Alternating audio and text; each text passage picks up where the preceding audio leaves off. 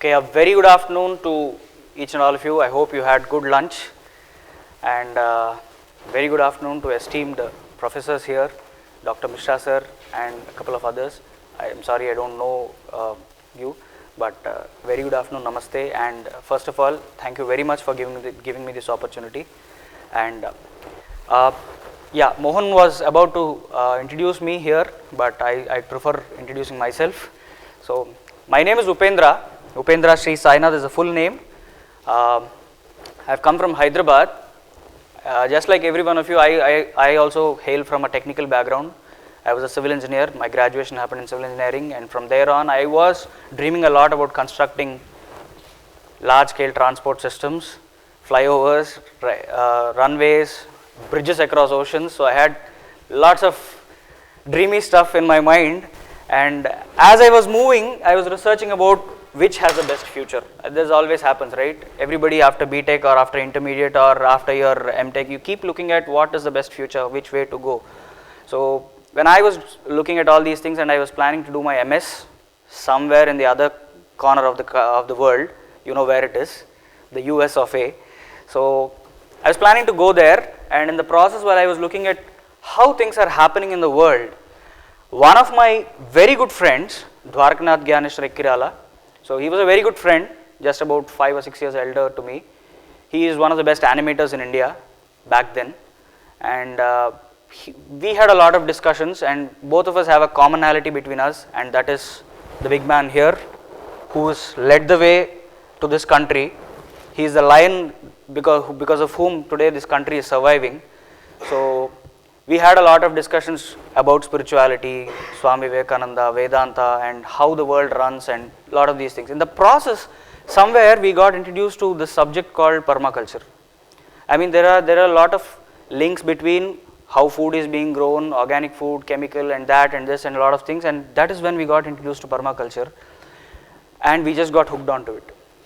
The more we started reading about it, the more we started understanding it. From there, we went on to understand how traditional systems of any civilization, any country, how traditional culture used to be there, and how it got ruined, and how everything that we do today is going against it, and how if we do not go back to it, or if we do not bring a balance between the traditional culture and the modern day technology, to use that modern day technology in the right way, like a hand in a glove with the traditional culture, we are not going to survive and we cannot go forward. So once we started understanding these things, we got hooked onto it, and it started with food and agriculture, and it so on. As we researched, it went on to energy systems, living, architecture. So permaculture encompasses all these things. You will understand in today's talk after a little while why I am saying all these things and what is the problem with all these things, and how permaculture gives a connection between all these things. You could call it an old wine in a new bottle, or maybe something new, but yeah, that is how it is. And since then, I got certified as a permaculture designer very soon after that, and since then I've been working with a lot of NGOs. I'm a freelance teacher, and also I teach with certain organizations, because the system of permaculture is itself, they do not want to put it into any judiciary system or anything else which could curb its growth. Because the moment you get into any other system, there is this garb of politics and corruption which could harm it. So they wanted anybody should be able to learn this subject, and anybody should be able to practice it, and anybody should be able to pass it on to other generations and make it a culture. That's the reason it actually comes from permanent culture. So it's permaculture. So it's a culture of its own. So that's kind of a brief about my background. So today I've been working around India in places like Punjab, UP, Uttarakhand, and in a lot of places in South India, where I am creating self-sustainable farms. And farms, when I say farms are just not something which grow food. Farms are also where you stay, where you have appropriate technologies, where you are completely off the grid, making your own power, energy, making your own biodiesel, which is when you are truly sustainable and living an ecologically friendly life and a really economically viable life. So I am in the process of creating such farms. So you will see in a while how all this is done. A little bit about the past, how mankind started. Mankind started as a hunter-gatherer, where man used to hunt food, animals or whatever, used to gather, travel around places. They were nomadic. They used to settle at one place, try and gather everything, live for a while, and then move from there to another place. And seasonally, they used to start moving. So back then, when for a living, to get his own food, he was spending about 10 to 12 hours a week. 10 to 12 hours a week to get his own food. And from there on, in evolution, at some point of time, agriculture came in. What did agriculture do? Agriculture gave stability to man, where he could stay at one place and start creating his own life. It gave him access to resources. It gave him access to grow his own food and stay at one place for a longer period of time. Immediately what happened? He lost time. He started spending more number of hours in getting his own food. And of course, he was providing it to many others as well. But he started spending about 30 to 40 hours a week in the process of getting his own food. And from there on, as evolution happened, today is a vast network of systems. It's a vast network of cities, cultures. There was huge advancement in technologies. There was huge advancement in cultures in terms of everything like poetry, song, dance, technology, science, and everything. We have advanced so much. Today it's a vast network of systems, but unfortunately, we spend about 60 to 80 hours a week to get our own food. On an average, each one of us, we spend about 60 to 80 hours of time in a week to get our own food. Do you accept this? How? Well, we are engaged in daily activities that for one major part is for food. Any other activity indirectly related to food, we want it to... Exactly. That's exactly what it is. We are working for 60 to 80 hours a week to earn something which is going to give us food. So you may go to the grocery for just 20 minutes and get back from there, but you're spending more time. You're spending more and more time in that. What is happening in this whole process? What happened? There's nothing wrong. You are doing great stuff. You are the brain of this country. You are doing great stuff. There's great amount of research happening. There's great amount of technology coming and everything is happening. But what is going wrong? Where have we gone wrong? You see a lot of problems in the society today. Do we or not? Than back then, there are more problems today. In spite of the high advancement, technology and all these things, we have lots and lots of problems. Problems are different kinds. The thing is, back then, it worked with nature. What a hunter-gatherer or anybody did then, it worked with nature. Even if he doesn't do anything, it does not harm or curb the nature. But today, the way you live, the basic way you live and where you live itself is harming nature. Is actually destroying the very bedrock of your, what is the source of your living. Is that true? Tell me a few problems in the society. We have a chalk here. Just a one maybe. Yeah, I got it. Thank you. Yes, sir.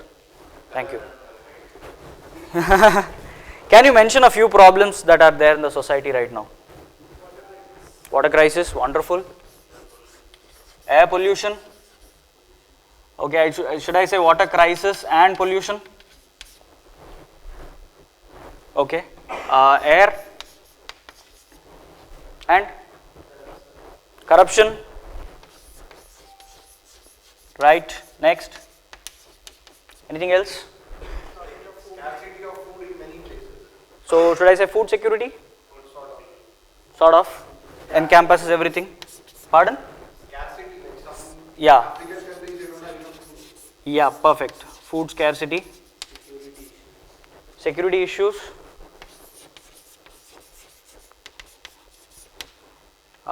Then uncertainty, climate change. Climate change. I am glad there are no activists in this room because I have not heard anything from feminism or अच्छा लड़कियां नहीं है यहाँ पे. Energy crisis. Unemployment. Illiteracy. Female infanticide. Exploitation, that's a wonderful thing. Exploitation बहुत होता है. Terrorism, and there's a huge list of problems, right? Are these really problems? I accept a few. You can see what all am I taking and what am I leaving. Today, every newspaper and every media channel, pardon me if I am aiming at somebody, but this is not only at you, but in general, कोई भी बात करता है, not just media, but anywhere, even on social media, Facebook, or everybody starts talking about feminism, illiteracy, and other problems like exploitation, corruption, all these things. But if you see, these all are secondary problems in the society. They are all secondary cultural problems which have arisen due to conditioning of the people over time. So, in certain period of time in evolution, we have a secondary problem which is only for that time. As the society changes, these problems are going to change. But there is a more fundamental problem which nobody talks about, no media talks about. There are huge problems other than this. There are three main problems in the world that are happening, and nobody, unfortunately, sorry, I am not used to this. Unfortunately, nobody talks about them. What are they? Any guesses? No chocolates given if your guesses.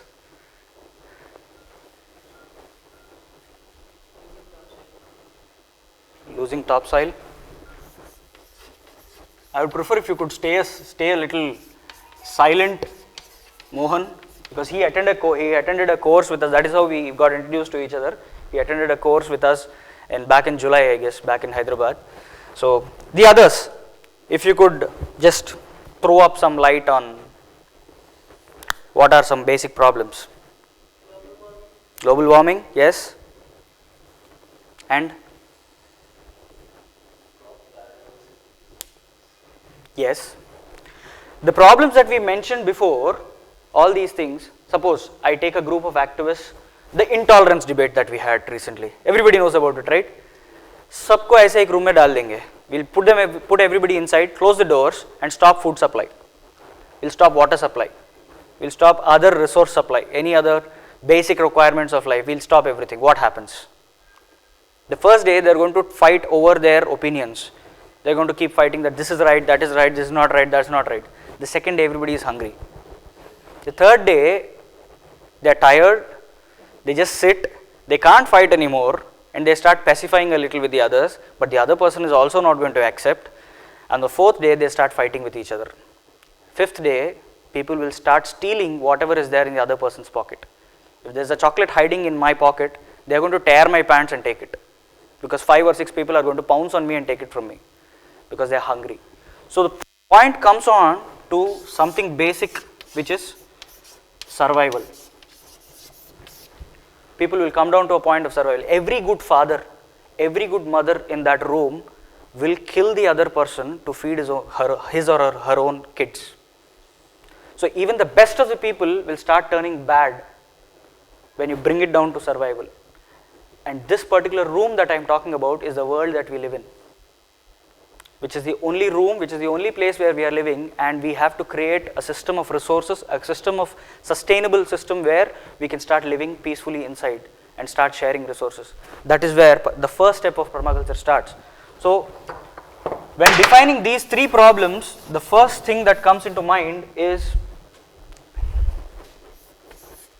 all kinds of pollution. Somebody said air, somebody said water. Can you define some pollution problems today? Anybody? We are in such a state in the society today, everybody is fond of ordering things online today, because we think that we are not traveling there, so we are saving petrol, and that's a good way of buying everything online, and that is what every ad also tells you. But what do you get if you order a simple, maybe if you order a wallet, you get it in a bubble wrap with a cardboard packing, and then a plastic cover, and then a bill, which is again in a plastic cover. So you're getting more material which does not get degraded in the environment outside than what you're actually buying. The amount of material that you have to throw off is more than what you are actually buying. So what are we actually doing? And it is not just the plastic or it is not just the bubble wrap that you are looking at. What is the energy and time and cost involved in making that bubble wrap again? To make that plastic and to make that bubble wrap and to make that paper, how much of wood is burnt, how much of greenhouse gases are released, carbon dioxide, carbon monoxide and others. So if you look at that also, everything that we think that this is better, if you see it from the other side, you are again wrong. For a moment, if you can put your hands up, a few of you or everybody, just a finger like this, and start moving it clockwise.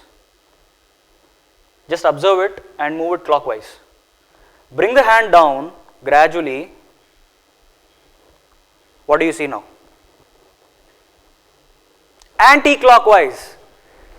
So whatever we are actually doing now, we think it is right, but at some point of time we realize that it is wrong, and by the time we realize that it is wrong, it would have done more damage than what we thought it could do, and it becomes irreversible. Is that right? So pollution is a huge problem today, and to just throw out a few examples of pollution, food is the biggest thing that is polluted. Do you know that? There are these micro beads released today in facial creams, lipsticks and all these things, moisturizers. Plastic has been converted into microscopic levels and they are made into micro beads that is used in creams. You know where that is ending up? That ends up in water streams, finally ends up in the guts of fishes, on farmlands, on other lands, and especially in compost. And people from environmental engineering, they know a lot about how these treatment plants work, and all that soil is brought back to land and all. You know where they end up ultimately? Doctors have been tracing that in the stomach of babies. Plastic is now in the stomach of babies in the form of microbeads. You know how harmful it is? One of the most dangerous things that is happening around. You just can't imagine what is happening with food. The amount of fertilizers and pesticides that have been applied on land, the leachate is so much that it destroys the soil. From there it destroys the groundwater. In some places, there's a place near Bangalore, just outside of Bangalore, there's a place where they just put a borewell and dug out water. It is in the color of thumbs up. You just can't drink it. Because all the waste of the city and town is gone and dumped there. Every small product that we use today, whether food or anything else, it starts from somewhere, gets to us, from there we dump it, everything goes and gets dumped at one place. What happens? It gets piled up and piled up and piled. It's going to destroy the soil there, the ecosystem there, the water underneath, the air, and it ruins the life of the people around that area. Every city has this dump yard. Every city has this dump yard. They are just centralizing waste. All we are worried about is eat the chocolate, throw it off. And all of you know this. We collect all the garbage from our compound, throw it on the other compound. If that's an empty plot, we just throw it outside. Is that not our place? If you pile up huge waste there, that's going to harm your life itself. Machhar aa jayenge, mosquitoes aa jayenge, there will be a lot of smell and all, and that's going to ruin your living itself. And you end up cleaning it again someday. But if you could start taking care of it before itself, then that problem is not going to be there. Now look at this in a larger scale. Look at it in a larger scale. Most of the food that we get today, pesticides and fertilizers and all, it's been on the news over the last few days and last few years, and everybody knows about it. You know, the amount of pesticides that are applied on all these crops, especially vegetables, are so huge. The permissible amount of heavy metals in our bodies is generally about 2 to 2.5% by Food and Agriculture Organization, WHO and others. You know how much we have on an average? 18% is what is there in our bodies. And these, when I say heavy metals, these are not normal some kind of metals. Mishra sir will tell you how dangerous cadmium is. Cadmium is getting stored and stored in the body, and if you just go and Google death by cadmium, it's one of the most, it is the recorded most painful death recorded ever. For 8 months a person will die with a lot of pains. An eminent permaculturist says we are all walking bottles of poison, because we've been accumulating and accumulating and accumulating. We have a lot of health problems today just because of this, but we don't understand, we don't know. Because Abhi, suppose today I have a stomach upset, I immediately understand that yesterday I had something bad, so there's something wrong and I have this problem. But I've been accumulating this chemical stuff for the last 10-15 years, and I don't even have an idea that today aaj mera diabetes hua to uska karan, it's because of the last 10 years and 15 years. And from there it's going on to cancer. Do you know there's a train from Punjab to Delhi which is called a cancer train? It carries cancer patients every day to Delhi from Punjab. That is a kind of alarming situation that is there across the country. This is causing deformities, osteoporosis. Newborn babies do not have proper limbs, and from there on it's a huge thing. What is the problem with all this? You know, in 1970s, traces of heavy metals and chemicals were found in mother's milk. In 1970s at alarming proportions. Where are we today? It's been 1970s is like more than 30-40 years now. So food is a huge problem. Then what about food miles? You know what is food miles? What did you have today in the afternoon? Of course, each of you must have had very different stuff. Bangan kisko pasand hai? Everybody likes bangan. Brinjal? Not anybody. Then we'll talk about eggs. Or should we talk about gobi? Yes, gobi. Potato. So on an average, the people living in this, sitting in this room right now, we must have eaten about 20 kgs of potatoes today, all of us together, maybe a little less. So let's say in a week we consume about 100 kgs of potatoes. You know how much petrol we consumed just by eating potatoes? Just by eating about 100 kgs of potatoes, we have consumed about 25 liters of petrol. That's how the system is interconnected. We are just eating. I am just happily eating a biryani sitting in my room. I am not doing harm to the environment. What's happening? All farms are about 80 to 120, 150 kilometers away from where we stay.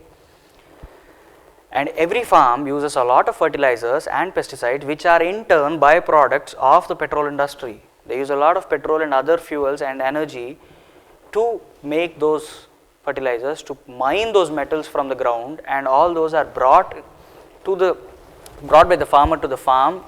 Once it is produced, all that produce comes to the city.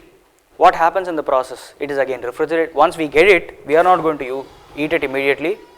We get it as if we are going to eat immediately, but it's going to be in the fridge. You get a kg of tomato, you will eat it only after 5 days. You are not going to eat it that day itself. It's in the fridge. Where is the fridge coming from? What about the industry behind that? So there are things up front and things behind us. In both these ways, when you see, food is almost traveling about 100 kilometers before it comes to our plate. So a lot of petrol is consumed in this process. Just 1 week, if all the lorry drivers of this country, they just say it's a holiday, we are all going to die. 70% of the country is dependent on petrol for food. 70% of the country. It runs on petrol. How many of you heard about peak oil? Peak oil.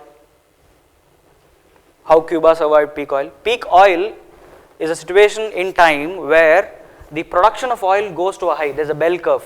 The production of oil goes to a high, and from there it starts falling down, because all the wells are going to dry up and new wells are not discovered yet. We don't even know if there are some, and even if there are some, we simply cannot harvest that oil. We just cannot extract that oil. There are these situations, and all the wells are going to dry up. About 50% of all the oil wells in Saudi Arabia have dried up. Many of them sold their stakes and they have gone, and that's one of the reasons why Iran war happened. No newspaper will tell you this. Any war in turn is for resources. Why did the British invade us? We have lots of resources, we have everything, we have coal. They wanted all that. They just took everything from us. And even today that's what happens. We keep talking about brain drain, brain drain. It's not just the brains that we have lost. Everybody is just going out of the country. Everybody knows what is brain drain, right?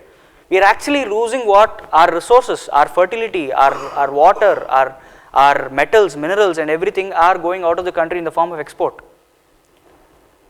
Looking at an economy, trying to create a money economy, we are losing wealth. Rather, we should create an economy which is about wealth. I love what Lord Macaulay said when he was here for the first time in 1857. Do you know that? I went across the length and breadth of this country, but I have now found no thief, no beggar. Everybody was living a rightful, purposeful and a rich life. And there is so much in this country that we can never invade this country. But we can only do that if we disturb their education system. That's what they did. They set up schools. And until then everything was good. Gurukul system was one of the best systems ever. Let's not get into that anyways, but because that's a huge topic, as we have to get into psychology and conditioning and how psychological warfare happens and all that. Let's get to something practical. So we were talking about pollution. So what are the pollutions were people mentioning today? Major problems: soil, water, air. And when we talk about all these things, yeah. So how does nature take care of all this pollution? How does nature take care of all this pollution that is happening? Because nature has a way of dealing with itself, right? Recycling. It recycles itself over a period of time. Have you heard of biological accumulation? What are those? What are biological accumulators? There are so many things in nature which are called biological accumulators, and we are one of them. We are accumulating all those chemicals, all that pollution. There is this Fukushima blast that happened. Biomagnification. Then there's the air plume of Fukushima has traveled across the globe and has crossed India now. It started on this side, it has traveled across because the traces of that blast, the radioactive blast, are found in the people of this country. When they did some research, it was found, those traces were found in this country. Because we are one of the most radioactive people. We just accumulate, we just take in everything. What happens when you leave a morsel of food outside? Suppose we all had food today, we had a good party and function and a lot of food left over and it just got spoiled and we left it outside. We can't eat it anymore. Before it gets spoiled, we could have given it to somebody. But if that doesn't happen, we just, either we dump it into what? Our drains, which goes into a septic tank or which goes into some other sewage treatment plant. It's gone. What if we throw it outside? How does nature take care of it?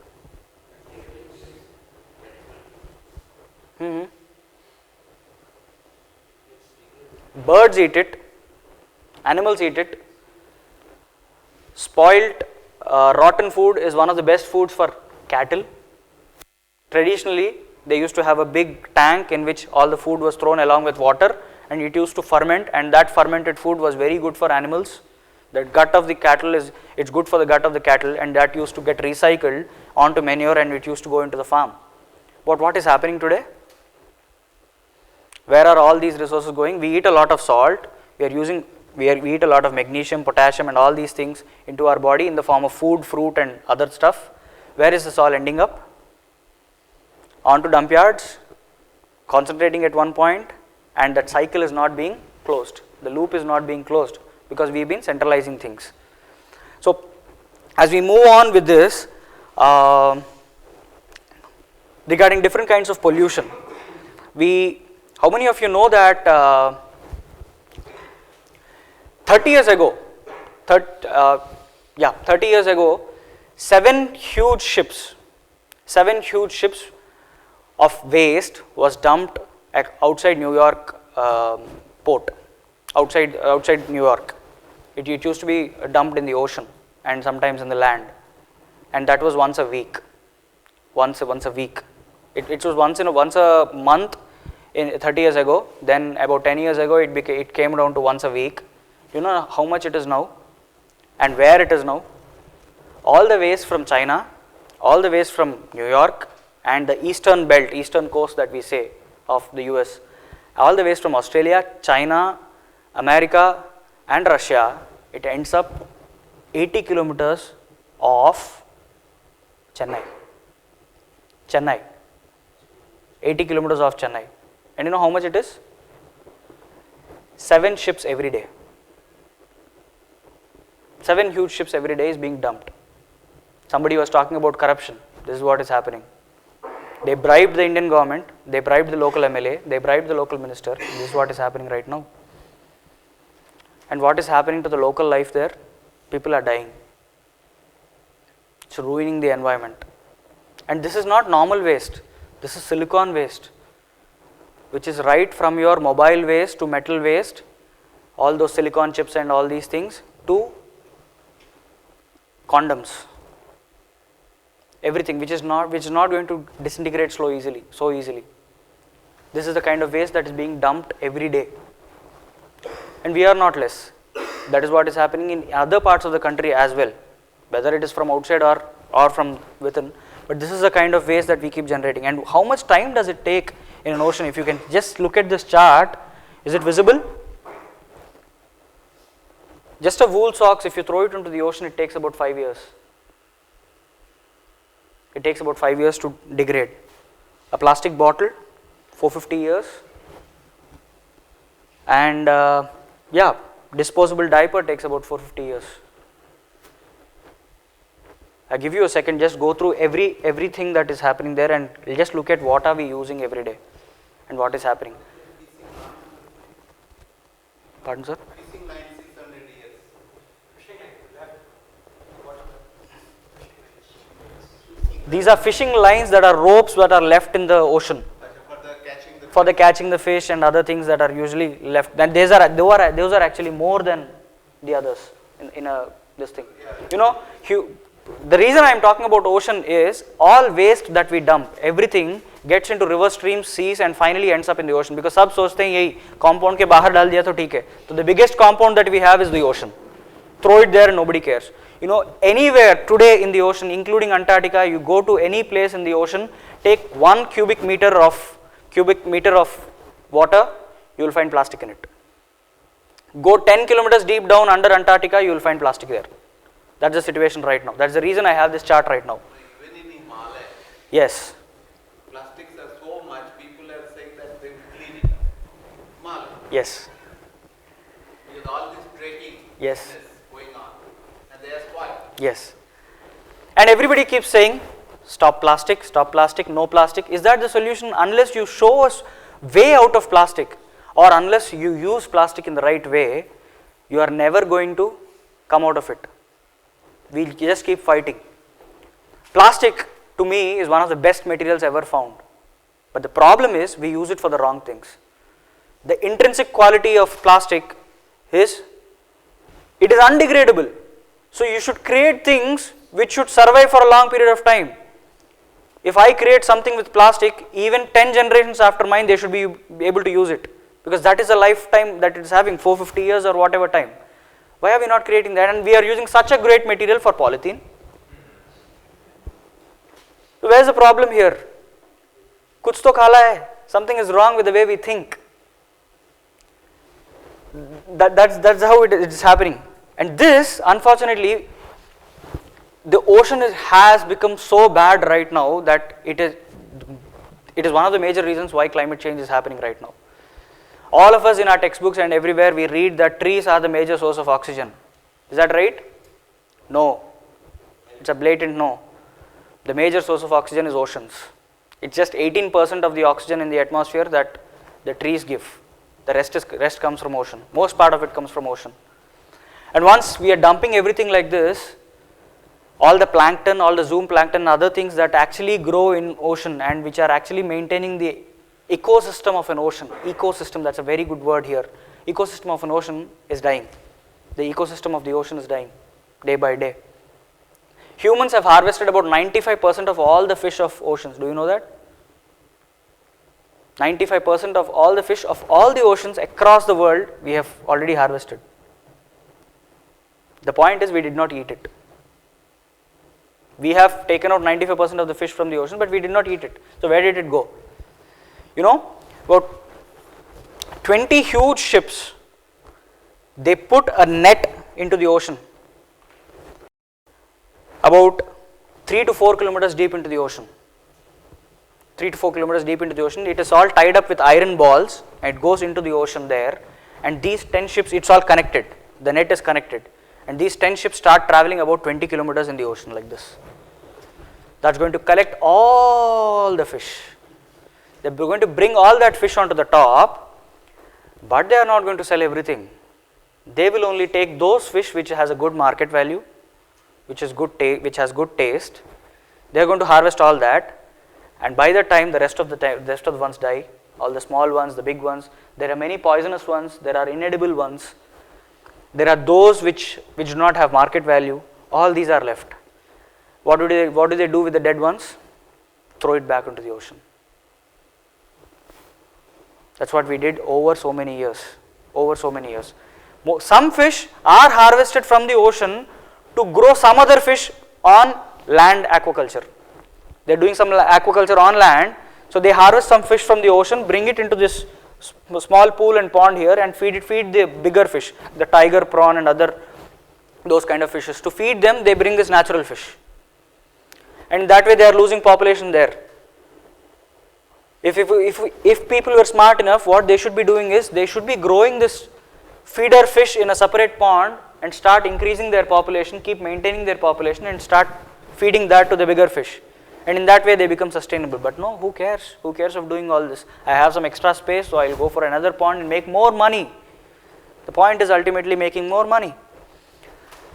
So as we move forward, this is a huge thing that is happening in terms of pollution. But what are those essential things which which actually hold, which decrease population? What are those things which actually reduce this? The sponges of reducing pollution, the essential sponges. I was talking about bioaccumulation. Animals that were taking away the food, just a while ago we were talking about.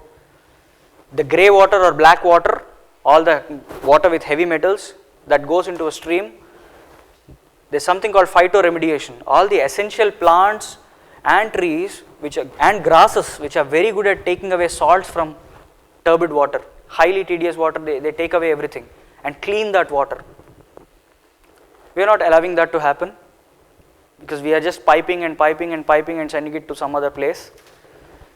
So there is huge loss of resources through pollution, and we are also destroying ecosystems.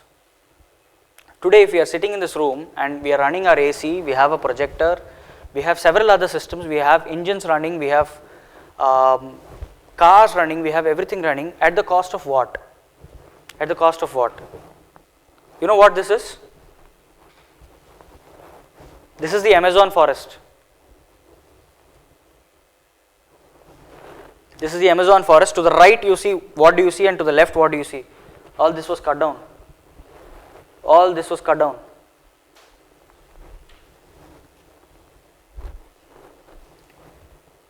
If somebody could volunteer to me and start counting what I am doing now and tell me how many snaps I made.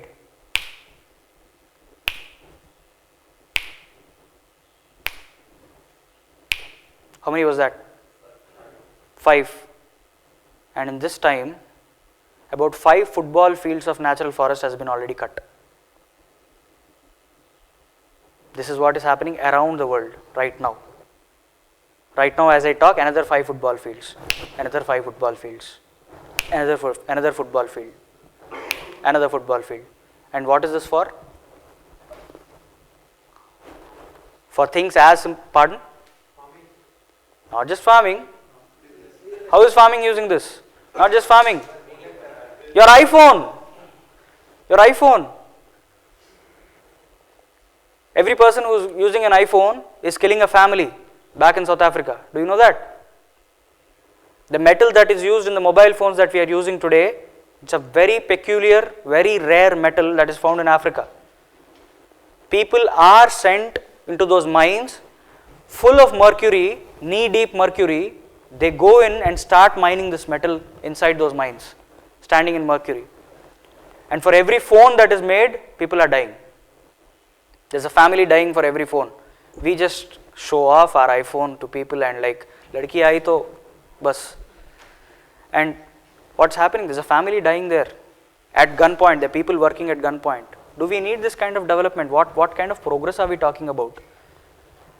Are we crazy? Now these things are not, any paper is not going to tell you about all these things. What is happening to the gas industry, oil wells, how many families are dying, what are the mishaps that are happening just because of LPG and that is coming here.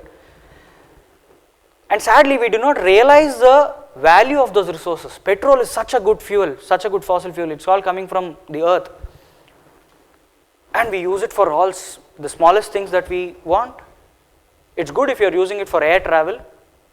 That is really good. It's good if you're using for some medical emergencies. But we use it for as simple as every small thing. We do not realize the value of these things. When LPG could do so much, use it for the right things, not for everyday cooking.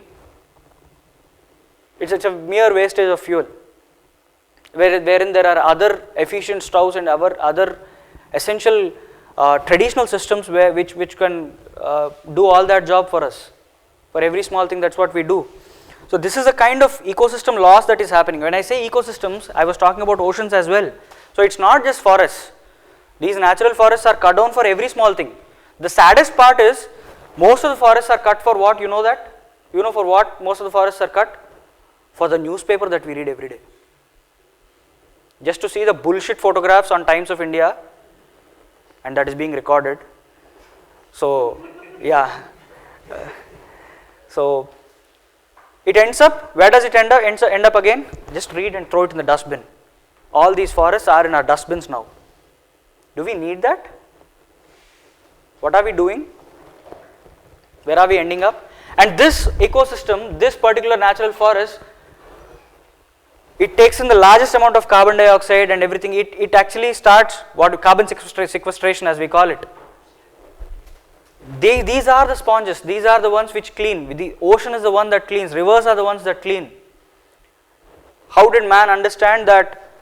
People from environmental engineering, how did engineers understand that when you churn water, when you churn turbid water with certain kinds of coagulants, water gets clean? How do you know that? It is because from the patterns in nature. When a river moves this way, it oxygenates itself and cleans itself. That is the reason why river water is always clean. But we've been polluting in such alarming amounts that it can never reverse itself. It's been going on and on and on and on. This is a peak oil. I probably misplaced this thing. So, but coming back to ecosystems, these ecosystems are, as I said, there are essential sponges that are happening. So, ecosystems are the ones which reduce pollution, or the damage that is done by pollution is reduced by ecosystems. But there's more and more pollution that is happening every day. It is already destroying ecosystems. Is that clear? I have pollution, I have ecosystem. Right? We are polluting so much that it is destroying ecosystems. But we need ecosystems to curb pollution. That's like a catch-22 situation here.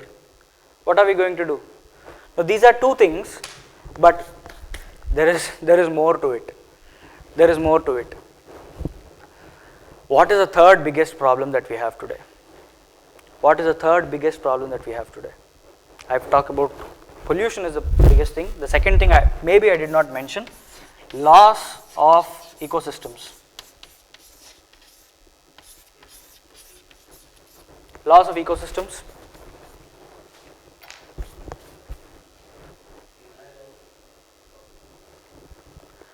Is that again the secondary thing? Cultural issue?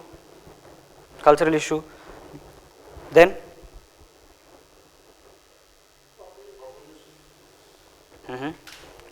Population. I don't think population, because India has been the most populous country before China overtook us for a long, long time. India was the biggest country. Pardon? Exactly. the way we live. I just write this on top. The way we live is a crucial point, and also where we live.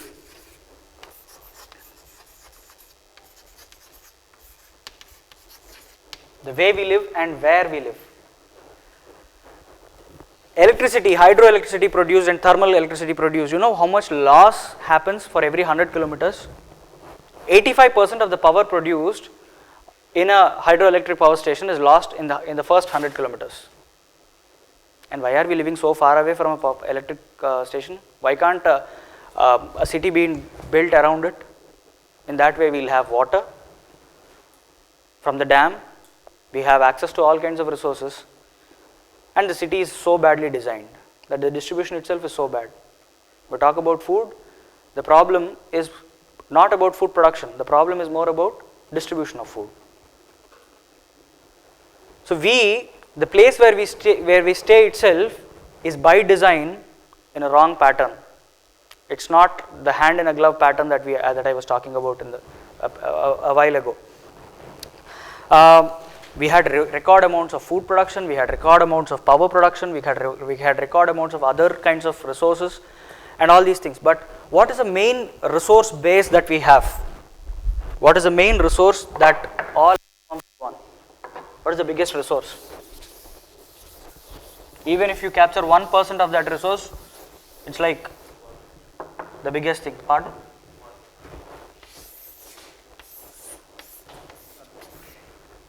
Sun is the biggest resource.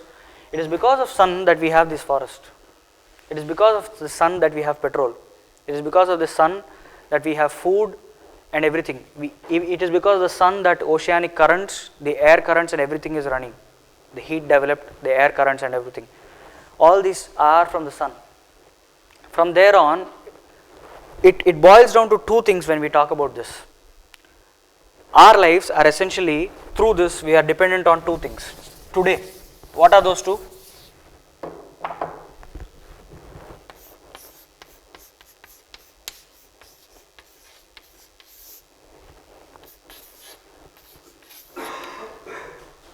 The second one?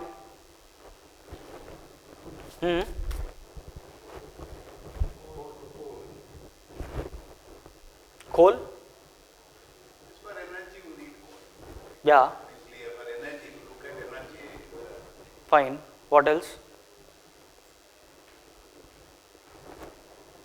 Are people getting it? What I am speaking? No? I mean, not just the question, but overall what I am saying, because I see a couple of blank faces for a while now. Yeah. So we keep saying that stop pollution, there's a lot of pollution because of petrol and all these gases and everything. You know, Delhi, just a city like Delhi has about 40 million kids who are suffering with respiratory problems just because of pollution, the amount of pollution. Kanpur, I went outside yesterday and I just saw what is there inside the campus is completely on the extremes, other side of what is there outside. It's completely different from what I see outside. And everybody keeps complaining, stop pollution, and we just keep moving our way. We just keep living our way. The problem, I said, food travels about so many kilometers through petrol. Our power comes through petrol. Our clothing and other industries comes through petrol. Our newspapers come through petrol. The entire living system of our life with the basic thing called food is dependent on petrol so much. And if I keep saying that stop pollution, am I not shallow? Am I not fundamentally wrong? If I don't solve the problems of all your necessities in a way which does not need so much energy, in a way which does not use petrol, I will never stop pollution. If I don't give a solution to the way your food comes to your plate, how can I stop pollution? It will never happen. And the second biggest resource that all of us today are living on is soil. The jacket that you wear, the shirt that you wear, the jeans that you wear, the shoes that you are wearing, these chairs, everything comes from soil. Sun's energy is harvested through plants, and it is only plants that keep producing forever. Nothing else. Plants start giving. Even if I am talking about fossil fuels and petrol, it is also because of plants. Because you know how fossil fuels come. It is only through soil, and we are losing soil at alarming rates. Do you know that? It is by far, most experts, even the latest article by Food and Agriculture Organization has declared that soil is the biggest problem around the world. Now they cut a forest to turn that into agricultural land, and the agricultural practices that we have today are so bad that, you know, plowing, everybody knows what is plowing, right? When you plow, people think that plowing is essential, but plowing is actually bad for soil. Because if you stand on a square foot, a square meter of soil, and if you dig out another, maybe a cubic meter of soil, if you dig out, you will have more than 10 million kinds of bacteria known to man till now. What they assess is there might be about 50 million bacteria, fungi, protozoa and other such essential microorganisms under soil. Man just knows about 10 million of them until now. And when you dig or when you plow or what are you doing, you are exposing and you are destroying all that microorganisms, which is on the way of losing fertility, and because when you start losing fertility, nothing grows.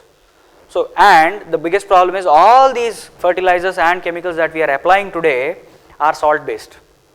If you put zinc there, the plant will not take it. If you put phosphorus, it will not take it. It has to be a salt based. It has to be in a form which the plant can take. So when they add these salt based fertilizers, once the plant takes the phosphorus or zinc and anything, what is left over is the salt. The salt is left in the topsoil. Most of the fertility is there in the topsoil, and anywhere in history where agriculture has happened for more than 400 years, the landscape has been desertified. Anywhere. The entire Middle East and other places which are all good amount of forests, long centuries ago, thousands of years ago, to even our Thar desert, so many other things, everything, you know, the deserts are different. Desertification is different. Desertification is nothing grows. If you go to any village and if you want to buy some land, you will see some fallow lands and lands there nothing grows. If you ask them, they will tell you, yahan pe kuch nahi aayega, this is gone. We've been desertifying lands in such a way for the last 30-40 years that the amount of pesticides and fertilizers that we have been using, we are losing a lot of farmable land. Secondly, as I said, food travels about 100 kilometers outside the city. Suppose you are here and this is a city periphery. These are the farms that we have and all food comes from here. What is happening? Cities are exponentially expanding. So this becomes a city in a few years, maybe 10 years. So this amount of farmable land is gone into real estate. So there's some more land gone again. The farms start moving, and as we are expanding and expanding and expanding, we are losing this. We are losing farms because of fertilizers, we are losing farms because of this, and a lot more reasons, and most importantly, erosion of soil. Soil erosion due to wind and due to water. When there is rain and other events, you'll never see flowing water in a transparent color. Whenever there is water flowing, it's either red or brown or it's muddy, which means that you're losing soil, all the topsoil, and it's all going. Where is it going? Into rivers, seas, and finally oceans. The problem is when it goes into rivers, all rivers are silted. So all dams are silted and the water level rises. Now as rivers get silted, there's a flood. What happened in Chennai recently? A case of bad design again. There's a calculation that about 150 tons of soil per acre per year is lost. 150 tons per acre per year. About 10 lakh acres of soil gets unused every year. Every year, 10 lakh acres. That's like huge. On an average around the world. On an average around the world, but the biggest problem is India. Data about India. I mean, what is happening in this country? Yes, it is happening in India also. Tell that will be interesting. The wall is very big. And if we talk about the wall, actually we'll have to, Yes, sir. locally, maybe think globally. But Exactly. acting locally is very important. Yes. So let us look at the data. That is- what you are having in India. That is where I was about to come out because but you have to show it talk about the entire problem that is happening, and not just India in that case. We have to think globally, but act locally. That is fine. Globally you have talked But coming to data points. get the, in it, and then you about local, another maybe Kanpur or maybe UP or Tamil Nadu. See, that is the way one has to look at it. Yes. About What is happening in this country is, maybe you could give us some data. yes, I would do that. Yes, sure. Okay, coming back. So when you look at these things, it's again a case of design, a case of the way we live, where we live. We've been speaking about pollution, we've been speaking about how soil, and we've been speaking about how we are dependent on petrol, and the entire day how we live, and every aspect of our life is totally in a maze. So coming back to soils, we spoke about pollution and how pollution is going to be solved through ecosystems, but again pollution is a problem for ecosystems, and ecosystems are not able to stand further the problem. But when we get back to soil, how are soils restored? Soils are restored by ecosystems again, because ecosystems are one of the richest places where soils have been there for several years. What happens in a forest? Nobody waters a forest, nobody gives compost or any good fertilizer to any ecosystem, any forest, but it just stands itself. What happens if you go to a forest and kill maybe all the pigeons? Nothing is going to happen much immediately, but it's going to restore itself because it has parrots, birds, and it's an intricate maze. It's a maze which is interconnected in several connections. Everything has a connection with the other. Everything has a connection with so many other things that is happening. Right? It's going to stand itself. So ecosystems have been the richest places always. They are able to sustain themselves in the best possible manner for a longer time. So once we understand these strategies, how ecosystems are sustaining themselves, we can maybe imbibe those principles and mimic those principles into the way we live. How many years does it take? Suppose I have a land. Yes, sir. And there you say allow the natural forest to develop so that it again becomes proper. If you leave a land fallow and let nature take over, it might take about 800 years.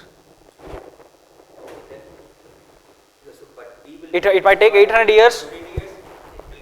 It will take 800 years if you don't touch it. If you don't touch it for those 800 years. Touch it in the sense, all the wrong methods that we've been doing today. But there is a way. There is a permaculture way which says you can create that forest in about 8 to 12 years. By understanding how the forests are working, by mimicking those principles, and how there's a structure to the forest that I was talking about in the beginning today, just before people came inside. So once we understand how nature is working itself, for example, tropical forests are very different from temperate forests. Subtropical forests are very different from other forests. Because in our UP, eastern UP, there are about districts at UP where the 50% of the land has lost fertility.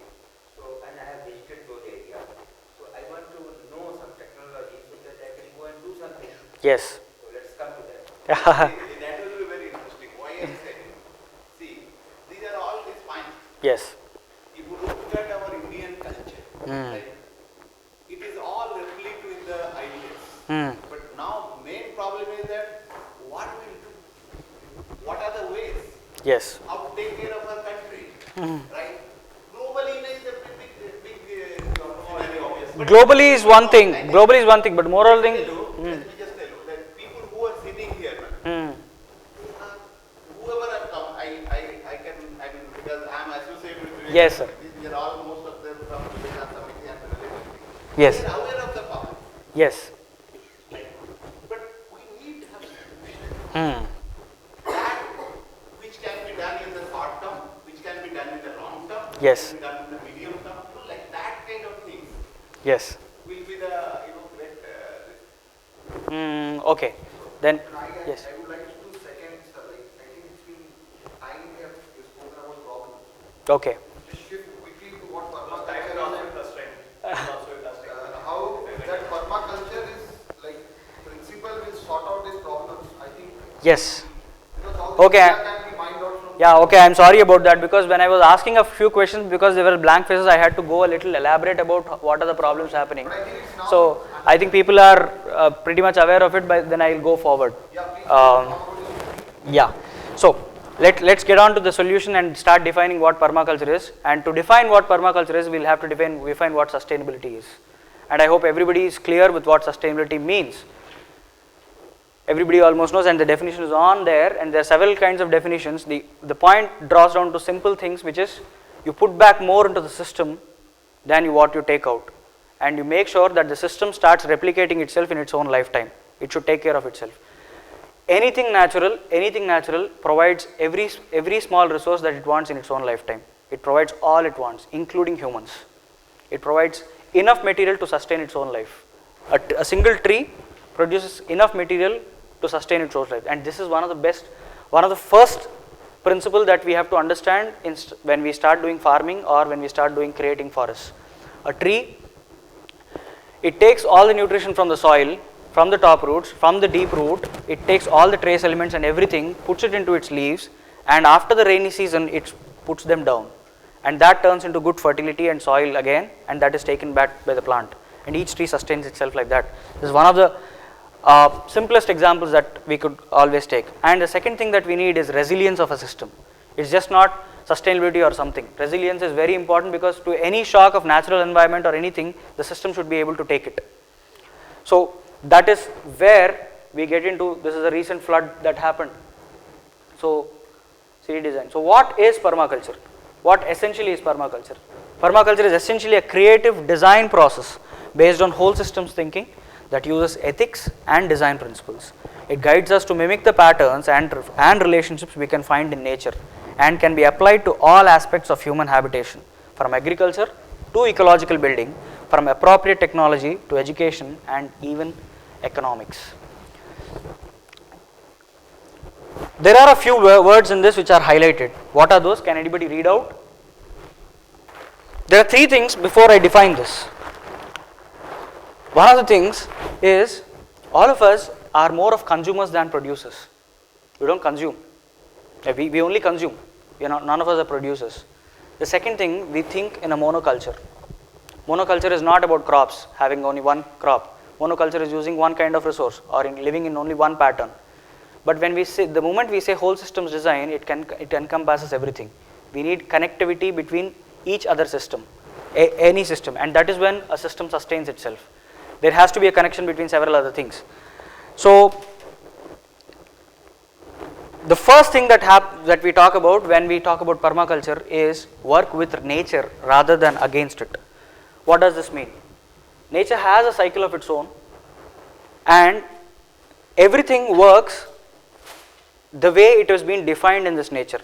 The simplest example I would take is a chicken. It's a standard textbook example. We have nothing to do with the chicken, but let us see what a chicken can tell us, or any other element in nature generally. These are the inputs of a chicken, what a chicken takes in: shelter, dust. A chicken needs water, a chicken needs air, food, other chicken, and shelter. And it produces eggs, meat, feather, manure, heat, methane, etc. How many of these outputs are we using?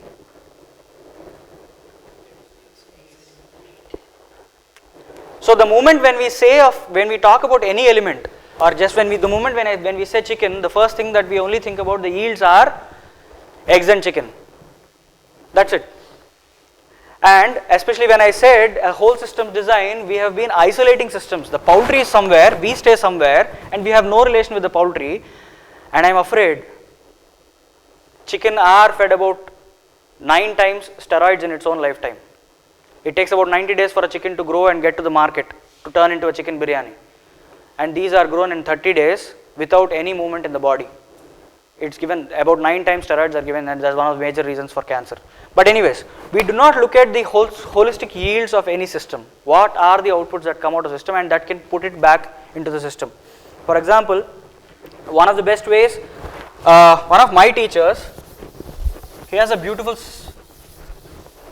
house set up in the place where he lives, he has a house and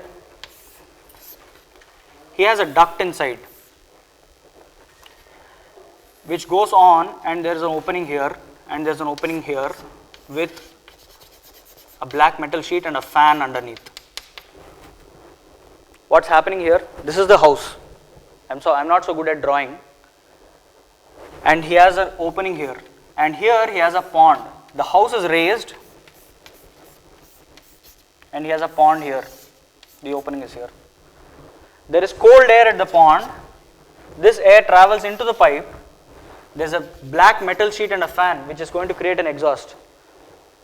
And he has vents inside the house. So because of heat produced inside the house from materials from humans and from the people moving inside the house and the appliances that we use, the hot air rises. It is a basic principle of physics. And as it rises, it starts, suction happens at the bottom and it starts pulling in cold air. The moment cold air comes, because of vents, all cold air is going to move in. This is a simple setup that he has in his house, and he is maintaining a constant temperature of 25-26 degrees Celsius inside the house, irrespective of the temperature outside. Even if it is 40 outside, of course he has added a few other things to this. I'll explain that. But because just with this system you cannot reduce about 12 to 13 degrees. It only reduces about 6-7 degrees.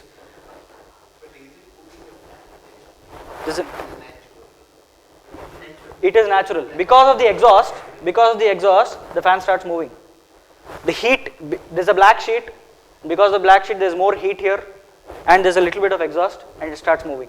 And if you, Basically, you can call it as a turbine or something. yeah, You are not giving energy. yes, maybe a vertical axis turbine or anything like that. And if you can orient it in the direction of the wind, it's going to move faster. Especially when you understand the wind. So the first thing that we start trying to understand is which direction wind is going to come. So from the second thing that is happening here is he has placed a tree outside the house, exactly at such a place where he is going to stop the sunlight coming inside. So during summer, this tree is going to protect the sun falling onto this wall. And it is the tree that he chooses here is such a tree, is a deciduous tree. What are deciduous trees? Which shed their leaves during the winter. So once there is winter, it sheds its leaves and the sun starts falling onto the house and it keeps it warm. And during winter, he grows chicken under the house. Chicken produce heat, and the floor is warm enough for him to sleep on the floor during the winter. Now, where is the question of energy and power here? This is they are doing in Darjeeling. The first person who did this, he did it in Australia. He was one of the originators of permaculture. The point here is not about replicating this, but to understand how nature works, to understand how the sun is moving, to understand how the wind is moving, to understand how hot air rises, and to come up with such a design. At this pond, he harvests all the water that gets into the pond and overflows goes into a suction tank that he already has, a sump that he already has, and he is going to harvest that water. He is using the sunlight in the right way. He has enough protein production through the fish that he is growing and other crops that he is going to do. He is going to have food here, and it's a complete closed loop. What is the area? This is just a small area. Because, see, this is if you look at it, you want to have a pond, it is a very long. No, a pond is, the pond that I am talking about is just about 2 meter dia, 2 to 3 meter dia, and a depth of 10 feet, a small one. That is enough for a family. Because, see, if you look at the city, Yes, see, you go back to the village, yes, earlier it was a very common. yes, In Andhra it was there, and Yes. Odisha it was there. yes. All the things are there. Yes. 30 years back when I was a kid, it was there. Unfortunately, it is not there. It is not there now. Because of space. Yes. Because of space. Land. Not because of space. When you start looking at everything to create everything in the city, not everything is possible, because today it's quite possible because there are enough space in every village. There's about 1,000 square yards. 1,000 square yards. So you start connecting elements between how each element is going to work, and from there on what you start doing is you start stacking functions. What are the functions of each element and how each element performs those functions and how it can get connected to the other system, other element. Like a pond is a different element, a house is a different element, a duct is a different element. But he is going to, he has put all these together and a tree. So these are interdisciplinary things where he is bringing a tree, interconnecting that with a house and a pond and a duct and the principles of physics and a vent or a turbine vent or whatever we are talking about. So each function is performed by multiple elements. This is a traditional stove, a traditional chula that we talk about in every house, especially in villages where most of the combustion happens and a lot of heat is lost, a lot of smoke is released, and these days it's a big problem, and even Modi has announced that LPG subsidy because people in villages are not having smokeless chulas, and that's a huge health risk and health problem. How many of you know about the rocket mass heater? This is a traditional heater that even you see in your canteens, where every day I think I'm in hall 7, so there was butter naan and all that stuff on Thursday, and I see everything is made in that tandoor. What is happening? What else can we do with that just a small rocket mass heater? We are using so much of wood and other systems, and so much of energy is produced inside that stove, and it is just to make some rotis and other stuff and general cooking. There is something called a rocket mass heater.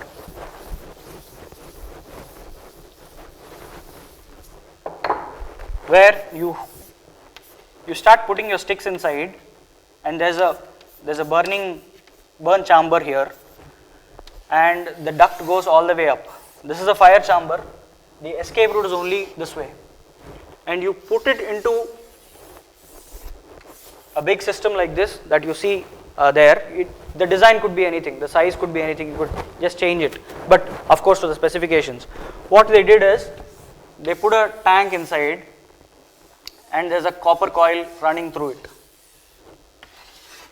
This is where the water comes in, and this is where the water goes out. This drum has water. So because of the exhaust, everything gets here, and all the oils and the residues, they get stuck inside, and it gets sealed. So it becomes insulated from inside completely. So what happens? The water is heated, and as the water starts moving to the copper you start getting hot water outside. So just with the little bit of cooking that you do in the morning, all the breakfast cooking that happens in the morning, you are going to get about 100 hot showers in just an hour. An hour of cooking can easily give about 100 hot showers outside. I was told the power bill of one of the hostels was about 3 lakhs. And having running geysers and the hot water heaters or anything is one of the major in those. Look.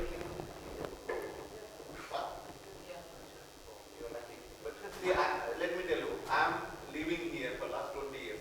I don't have a geyser in my house. I'm living without geyser. Okay?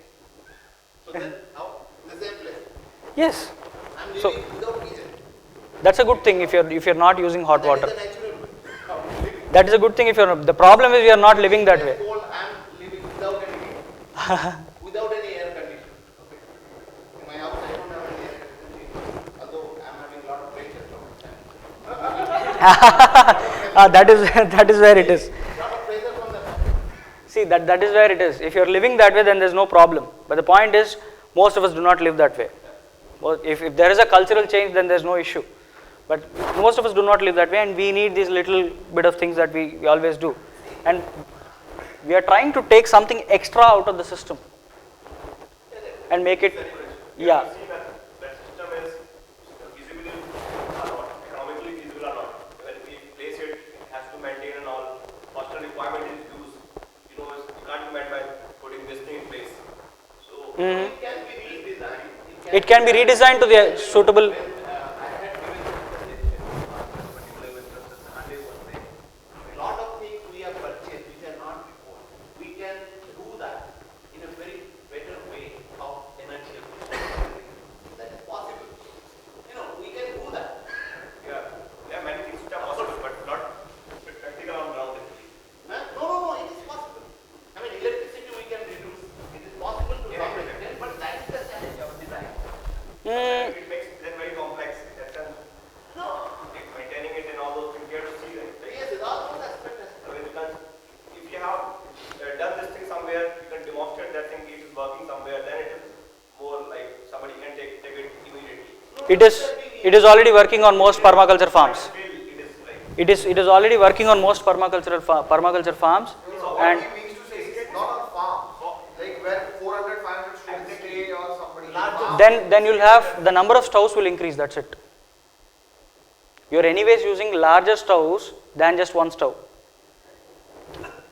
right? If you can divide that to maybe one mass heater for 100 people. Some other problem issues will be there. Yes. They will be cooking in a very bigger fashion, more manpower. All those things have to. Anyways, but looking at just whether applying this to hostel or not, that was just a point that I could mention. But looking at this in a larger society, where His point is that we have to make it more energy efficient and use the locally, not that somebody somewhere else has done, we'll have to copy and paste. and I'll just say that when I finish this point, you'll understand that the complete combustion of fuel happens here. About 90% of the combustion happens, and it's one of the most efficient stoves ever. Not even a speck of smoke comes out. Not even. Just a little bit of carbon dioxide. That's. Mention something about permaculture farms. Can you show something? If you have some Yes, that will be the Yeah, because integrated way. because I had a little different feedback when I was coming here, because this being a technical brain crowd here, I was a little different in my approach. Otherwise, I would have brought all the stuff regarding farms. But I'll definitely talk about that, because right now is happening is like bits and pieces. We want to know the Like overall see how things are coming together at a place, or like how it can be done. you want me to talk about that? very specific about permaculture and how we move up here. Like integrated. These are all. Not like one in Australia. The point is, I think we should let him talk. see, when I talk about the stove, it's not permaculture, but it could be a part of any farm. The point is, permaculture is not a technique, it's not a strategy. Permaculture is inclusive.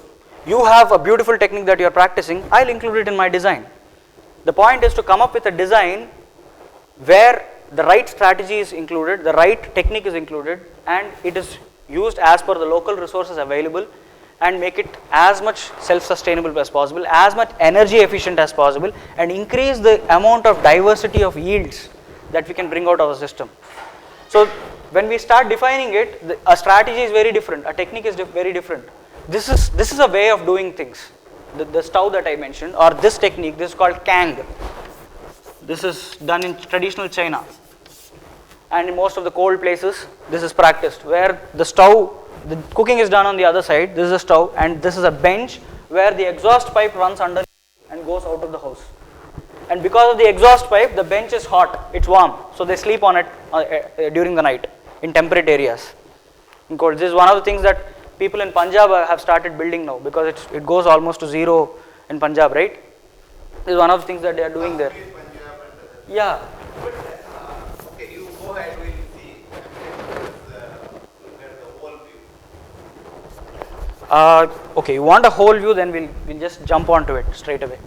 I don't mind doing extempore stuff. Sorry to interrupt. See what if I'm- you show us some strategy, Yeah. sir, that which we can like easily implement within our IITs. The point is, there are Reduce our footprint on exactly that is where I was coming to. The point is, there are several strategies.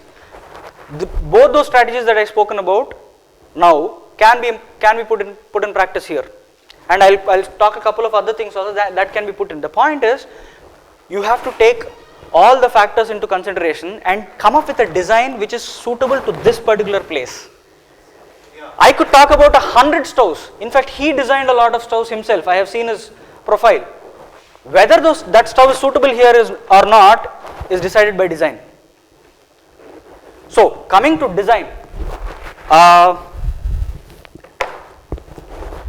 what do we talk about? A 5-acre land?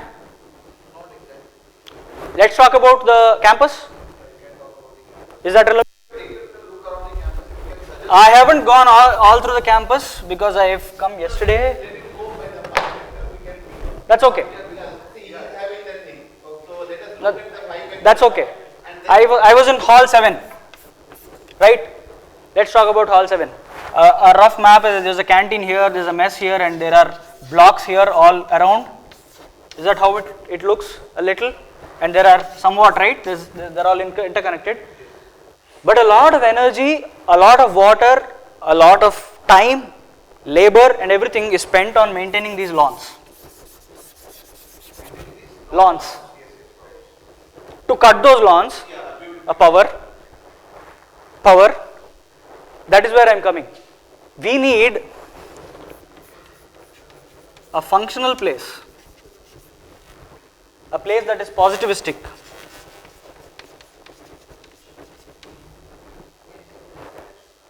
A positivistic हाथ से नहीं कटता, ये lawn हाथ से नहीं कटता.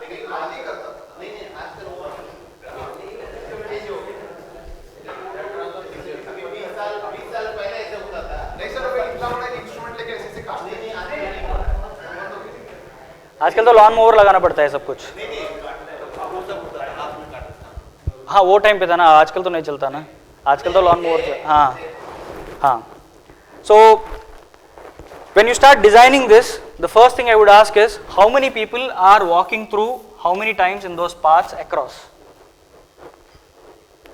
If whatever number of times, suppose if I am traveling from here to that place about 20 times in a day, I do that for several other jobs, and I go here and I have a garden here and I am going to pluck here, I am separating this system from that. But if I have a garden in the same path, when I am going and coming back, I will harvest a few and come back. Right? That is how we start thinking about design in the first place.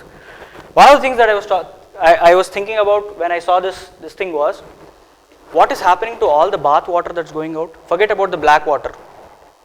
Let's tackle that in a different way. What is happening to the bath water? All the essential minerals and chemicals and metals that are there in the soaps, shampoos and everything, and all the body salts which can never come back. The body releases a lot of salts every day which is going in the bath water and going out. Where are we dumping all this water? Backside. And what is happening to it? It's coming back. Recycling for irrigation purpose.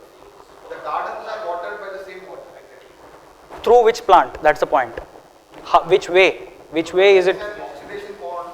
Exactly. So you are using an oxidation pond and powering it and adding chemicals to it and cleaning that water through coagulants and a sewage treatment process. Oxidation pond is nature. We just allow, like the water stays there for 30 days. Whatever is Right? There's something called a banana circle where you dig a pit about, this is about 1 meter deep and this is about 2 to 2.5 meters wide. Dig a pond. This is the elevation, and if you look at it as a plan, you can plant about 8 bananas here and drop a lot of grass and mulch like a heap here and plant your bananas. Your soap water, your bath water, all these wash water can be straight away sent to it and it's going to take care of it. All the mulch in the middle that's going to get composted can take care of all the salts, and we are going to put some reeds, cattails and other bulrush which are going to naturally take away all those metals. And all these reeds can be cut, turned into a compost pile regularly. The compost pile can have a pipe running through. A good sized compost pile can give about 20 hot showers every day. We'll think about the feasibility later, whether this is suitable for a particular hostel or not. But there are possibilities. This is adding fertility. We are creating fertility here from a water that is being wasted. Otherwise, it is going to give us bananas which are being bought from outside. So when we are buying my bananas, we are again control and the energy behind it, and most importantly that food is not healthy. We are creating a resource here, and the entire lawns or whatever space is there, if I just calculate everything, I haven't measured them because I don't have the data, but roughly from my calculation what I see is if the entire thing can be turned into just bananas, forget about trees and other stuff, you are going to have enough plantain leaf every day to eat in a plantain leaf. उसमें पत्ते में खाने के लिए, and all that can be composted, so that is going to reduce again your water consumption. A square meter, this is the general calculation, a square meter, if there is 1 in it, which is equal to 1 liter. Kanpur has a rainfall about 1000 mm, a precipitation of 1000 mm, which includes rainfall and snow and other things, but roughly even if you take about 600 mm, which is the rainfall, when you calculate the rainfall days, so in a square meter you are having about 600 liters of water just through rain.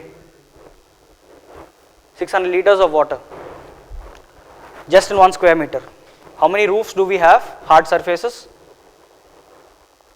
And how much of water can we harvest and put it back and use that water for all this? Just if these 1000 acres of IIT Kanpur can harvest all the water that falls here, whether on land or whether on roof, the entire city of Kanpur will never have problem of water. Provided we start taking up the consumption and all other things also, just that we don't start using it. Because the water that we are using from the groundwater that we are using is what? Ice-aged water. People are going as much as 1000 feet, 2000 feet, people are just going inside. Putting that aside. So you start working around like this with every small thing. Now, this is going to produce compost, which can get into the farms and gardens that you are going to create along the paths, which is going to produce enough food for the people here. The point is, why am I saying gardens and small places? Usually we always think this is called magic of the micro space in the world. If I have to maintain a garden of a size of this room, or if I am working on 1 acre, the amount of energy I put on 1 acre is very less. I just can't go beyond a certain stage. There are 100 plants, I can't take care of 100 plants, I can't go and take care of every leaf. One is having a deficiency, one is having something else, I can't monitor it. But if I am taking care of a small space, I can put things close to each other, I can take care of the pest problems, I can take care of, so the amount of unit energy that I put on unit area is more. So it has always been recorded always in history that small scale, small homesteads and gardens produce more food than in the same area on a farmland, on a large farmland. It is gardens that has always been producing. Even when we are talking about peak oil and the food miles and everything, if you start gardening wherever you are, every house starts producing its own food, you are going to reduce most of the problems. And it is my experience, and it has always been experience of several other people, that a small garden will always produce bulks and bulks of food. Bulks and bulks. Vegetables. Yes, on a rooftop. Urban rooftop gardening. Yes. Yes. Yes. Yes. Yes. If people are interested, we can do a session on that. There is a lot of problem issues are there. For example, like manure, you need to replace that spot. So there are several problems they are associated. Architecture and there are certain techniques when we get into it. There are things called compost tea. There is something called vermi wash. From all the organic waste that you produce every day, that can be turned into a small vermicompost bin, which would produce vermicompost, and most importantly, there is a leachate of vermi wash that comes out, which is rich in bacteria and humates, and that can be diluted up to 30 times. You can store it even for a month, and that can be put back. In that way, you are reducing the wet waste dump also, which is taken up by the worms, earthworms, which could be brought back. So this is another essential thing that has to happen when you talk about urban gardening. The waste. Yes, yes. There are several issues with that because of commercialization. See, let me tell you, the vermicompost, lot of earthworms they are getting from outside country. Okay, and those are not really compatible with us, and there is a lot of chances pathogens and other things are being created. See, basically what I am trying to say, that please don't copy and paste. Look at the old system. Take the ideas. Well, firstly, the earthworms that the, Next year I'm going to start my own greenhouse. I'll tell you because I've done natural, see, I'm having a project on the natural farm.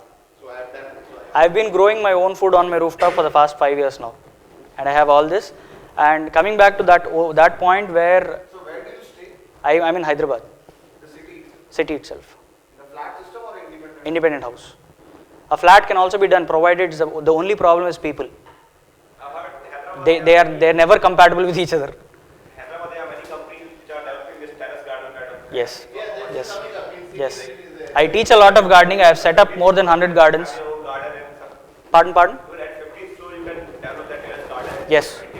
Yes, you can do it. So if you have something like that, Yes, you can do I it. just want one, say family of 4, like 2 adults and 2 kids. To take care of their, like say, vegetable requirement, what area would be required? A garden or a backyard or like A family of 4, if done the right way, their weekly about- requirement of vegetables? about 500 SFT is enough. 500 square feet. Square feet is enough. That's about 20 by 25. And if you've done it the right way, I mean that's my way of doing it. There are several techniques and strategies how people do it. Let's not go into technique. My question is, will it take care of their everyday needs? Like it's not like I have vegetables today and I have to wait for another next harvest. Yeah, that is when you come to that depends on how you start establishing your garden. What people do is they establish the entire garden at once and wait for a harvest for the first 1 month. You get a harvest. What happens later? Once they die, you start your seedlings again, you repot them again, and then there's a gap for again 2 or 3 months. But if you can plan it in such a way that suppose radish, a radish takes, yeah, it is possible. We've been doing that. That's what I'm saying. We've been doing that. You get variety of plants or Yes, a variety of plants, not vegetables. variety of vegetables especially. Everything that you eat every day. Like if you want to see that whatever method is talking about, we are having in the not see this culture actually nothing but ours. Okay, this from USA they are talking about nothing. See, it is there. Lot of people are working on this country at this moment. Okay, Ganesh Pagadia is there. He has done. You can go and see. So I have seen this one. Right. This is the kind of harvest we received on one day from one rooftop. Without I have met him. His own is Jota and exactly. This is the kind of harvest from one day from one rooftop. okay. One rooftop. It's not a huge. Like what they are asking you, little bit Yes. data. Like look, it is a thing. This is my rooftop in the last season, and this was in peak summer, April and May.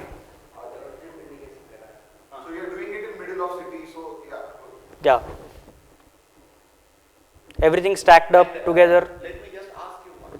Like, what you have done. For example, like water will be giving. What is the soil, Yes. height? What are things? Can you elaborate on those? Yes, I could do that if people are interested in that. See that is one of the things I don't know what people need here because there's different perspectives. Suppose you have taken this much of land because it is your own. Yes. You know very well. Yes. And what are the things you are doing? And then how many man hour you You are can say giving? how you incorporated, you're talking about the design thing in your own house, like how you have incorporated stuff or like how you have modified the design so that you could do this. This is your house, right? Yes, that's on my rooftop. How do you manage or minimize waste or like This will be a very good case study. You want me to do that? It's going to take an hour. It's not more than like on the It's going to take for the details that he's going to ask me because this is a full-scale workshop that I usually run for 3 hours. But a brief mention about how things are done on a rooftop. you showed something on in Darjeeling. If you can show the sketch of your own house, what you have done or This is a very good case study. No, firstly I stay in a rented house, so I can't change the whatever design is there that is already there. So those are the challenges. No, because you're asking for a holistic design, this might not be a holistic design example. That's what I'm saying because of my house. But what I'm trying to say is when we want to incorporate it, say suppose in IIT we stay in government quarters or I'm a PhD student, I stay in a place where maximum I will stay for 4 years or 2 years. So what best can I Yes. If I have my own land, 5 acres, I can do anything. When you say what best you can do, what do you want is the first question. No, no. You tell in your own house, in a rented house, in a... I have a roof garden firstly. Then I recycle my waste, all the organic waste. Now I am not including all the reduced waste that I am doing and not using plastic and that, and just let's put that aside. So let's talk about the rooftop that I did first. So when we talk about a rooftop, I was saying that the magic of the microspace, you can produce a lot of food. The best part on a rooftop is you are going to, the amount of water that you are going to use is reduced firstly, because on a land when you are pouring water, it's going to spread, but in a container it is restricted and the water stays there. But there are other problems that are a lot of sunlight and reflected sunlight from the base. So you immediately what you do is you start stacking plants together. When you look at any garden on a rooftop in pots, what people firstly do is they place them like this, like assembly, a kid standing in a school assembly, equidistant. That's not required. There's a myth that plants have to be equidistant from each other, or there has to be a 2 feet spacing. That is all given for as a standard because they have to harvest. They have to go from the middle. But in a forest, it's never like that. So you mimic that. That is the reason one of the things I have is everything is close to each other. Actually, what our local Malis say is, if you keep them together like this on the floor, there are chances of reptiles going and staying inside. What's the harm? They are the ones which are going to take care of your pest. All the chameleons, frogs, and other these reptiles, they are the ones which are going to take care of the. So you are working with nature. You are going to give nature the upper hand and let that take control. For example, Malis, they never do like this. so one of the They just keep it the way you are drawn on the floor. this has huge problems. I'll tell you why. The major reasons of evaporation is not sunlight, it's hot air. When hot air blows, there's a garden, when hot air is blowing, it takes away all the moisture from the topsoil. That's one of the reasons why. So the first thing that you should have is a windbreak. Now whether that is a tree and then you have a small garden here. If you don't have a tree, one of the things that I do is, suppose this is my rooftop and I have wind direction coming this way, I have grown corn, 2 belts of corn here. Then I have brinjal, which can stand a little sturdy even if there is a lot of winds, and then I have tomatoes and cabbages. And this is east and this is south. Which direction does the sun rise? East? Sorry, just 2 days in east. The rest of the days it is either northeast or southeast. This is very critical because this formed culture. The very meaning of Gayatri Mantra, this is where it originates from. Tatsa Vitur Varenyam. Sun is the source of everything. And it is the sun that decides the culture, and it is the sun that is given life form the way it lives. Sun, when it starts moving onto the head during the summer, and then it sets here. During the winters, it moves this way. This is almost the same for all countries in the upper hemisphere until the Tropic of Cancer. So, yeah, the moment I chalk out my sun path, I will immediately segregate my plants into a different categories where what likes most sun. Yeah, my tomatoes like most sun. My bhindi likes most sun. So I will orient them towards the sun. Those which love a little bit of shade, I will put them inside so that they get a little bit of filtered sun, which is enough. One of the things that's what I am saying, one of the things that people think is plants need full day sunlight. This is what we study, photosynthesis, full day sunlight, it's wrong. Plants need about 4 hours of direct sunlight to about 6 hours even indirect sunlight. All the books that are written on gardening and plants about photosynthesis, everything comes from Europe. That's a temperate country. Only 3 to 6 months is where they have sunlight. They grow whatever food they are growing then and store it. And that is one of the major reasons why they're dependent on non-vegetarian food. The entire culture is very different. So when we talk about this 4 to 6 hours of sunlight in a tropical country like India, you need to shade things as much as possible. One grows underneath. So I have a trellis on the whole thing. I have a trellis and I have a lot of vines growing on top. What happened now? this is the area that I have, say 10 by 10 or whatever. Just by growing on the top, what am I doing?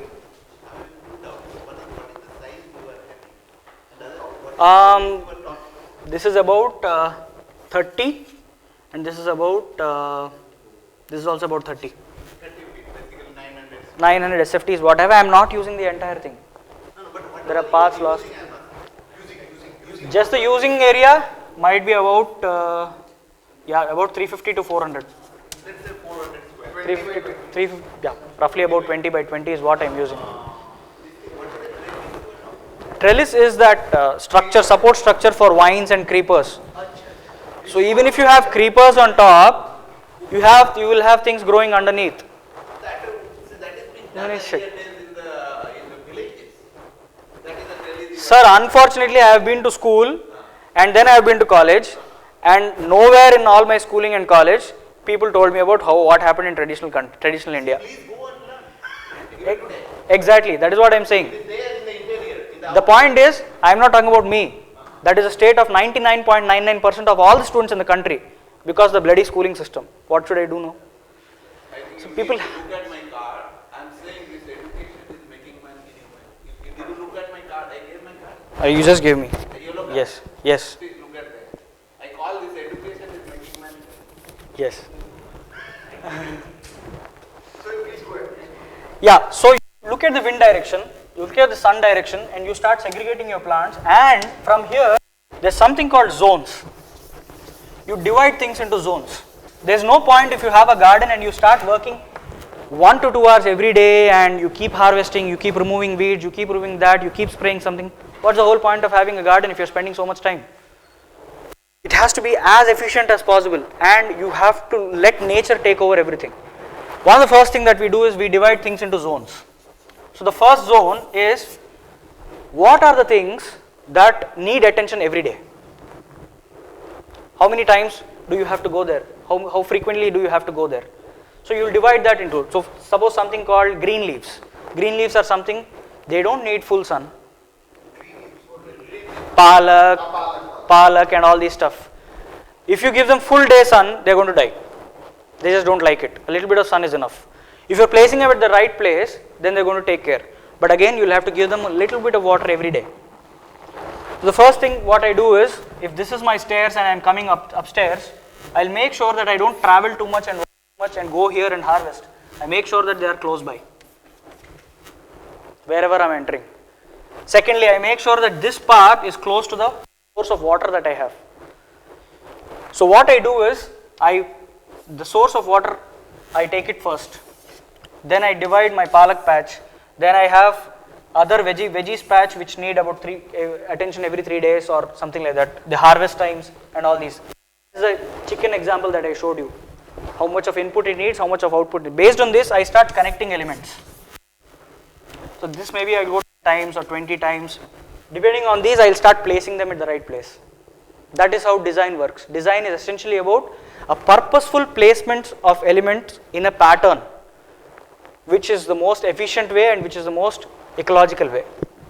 So when you start placing your palak and all here, you reduce a lot of work. Your watering system is close by.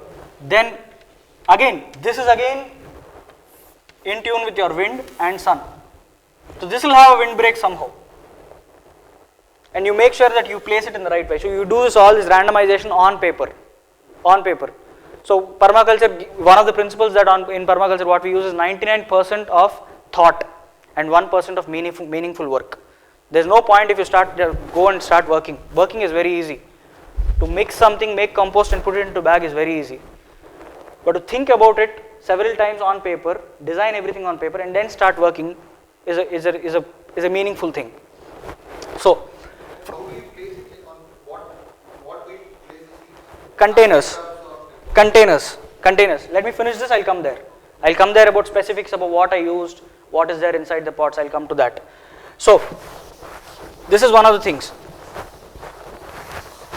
Also, when you start placing things like this, and if they are not close to each other, what happens?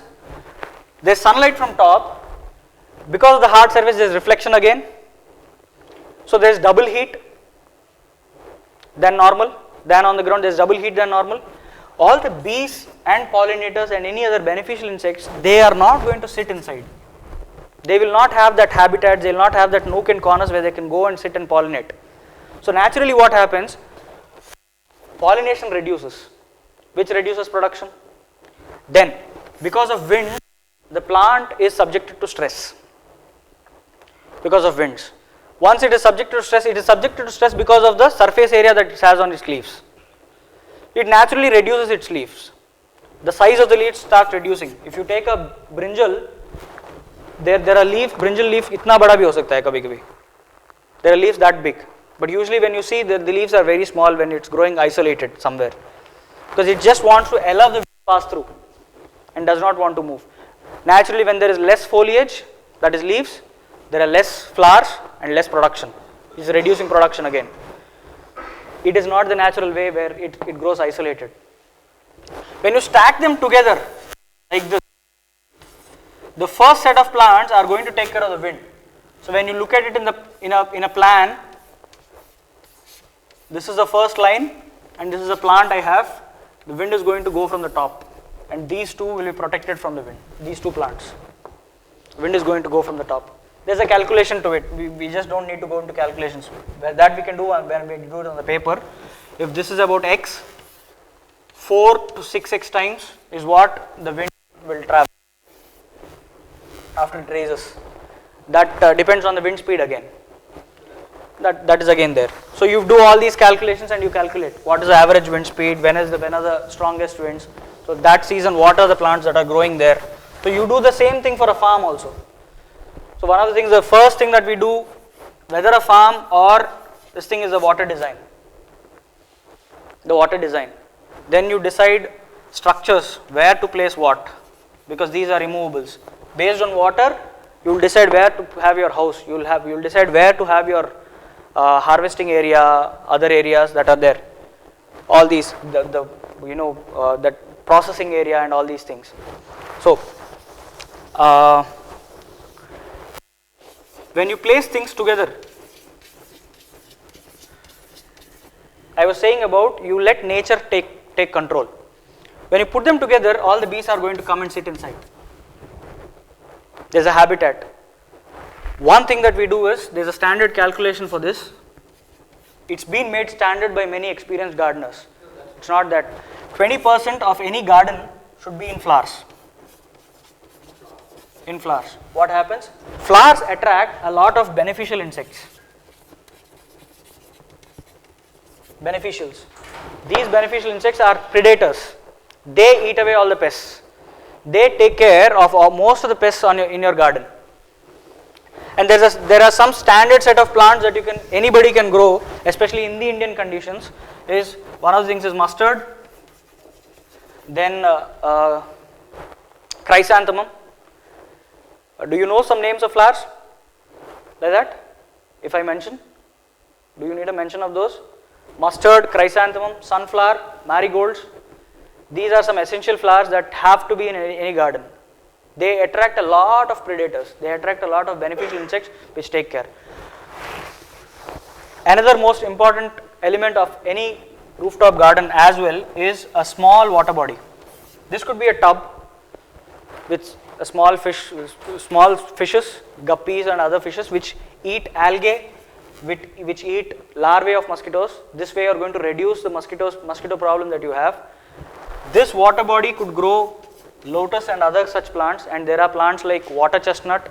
There are good water root plants which are good for health, especially people suffering with arthritis and all. There are root plants which are very good for them. That can be grown, and because of a water body you will have something flying into your gardens, is that dragonflies. Dragonflies are one of the best predators. They take care of all the pests that you have in a garden. If you have all these in the right place and in the right manner, you are letting nature take over. Otherwise you will have to take a can of spray every day. Before taking that you have to make it, and there are different kinds of astras that you get cow urine, you get that, you get this, you mix it, you get it into, they all work. But the point is, in a city you can't do that. Where will you get a cow urine from in the city? And it is not efficient if you're working more on your farm. If you get the system right, whether urban or on a farm, you will reduce all that work. You will reduce all that time. You will reduce all that labor. You will reduce all that energy and time, money incurred in it. The biggest problem for all farmers and the farmer society is the investment that he puts into a farm. An acre of mirch, he puts about 55 to 60k of investment for a season. You know how much he gets? 75. So for the 10,000 he loans this amount, so much. And there's a whole plethora of things because he does not understand soil, because he does not understand how plants grow. There's a huge set of things anyways.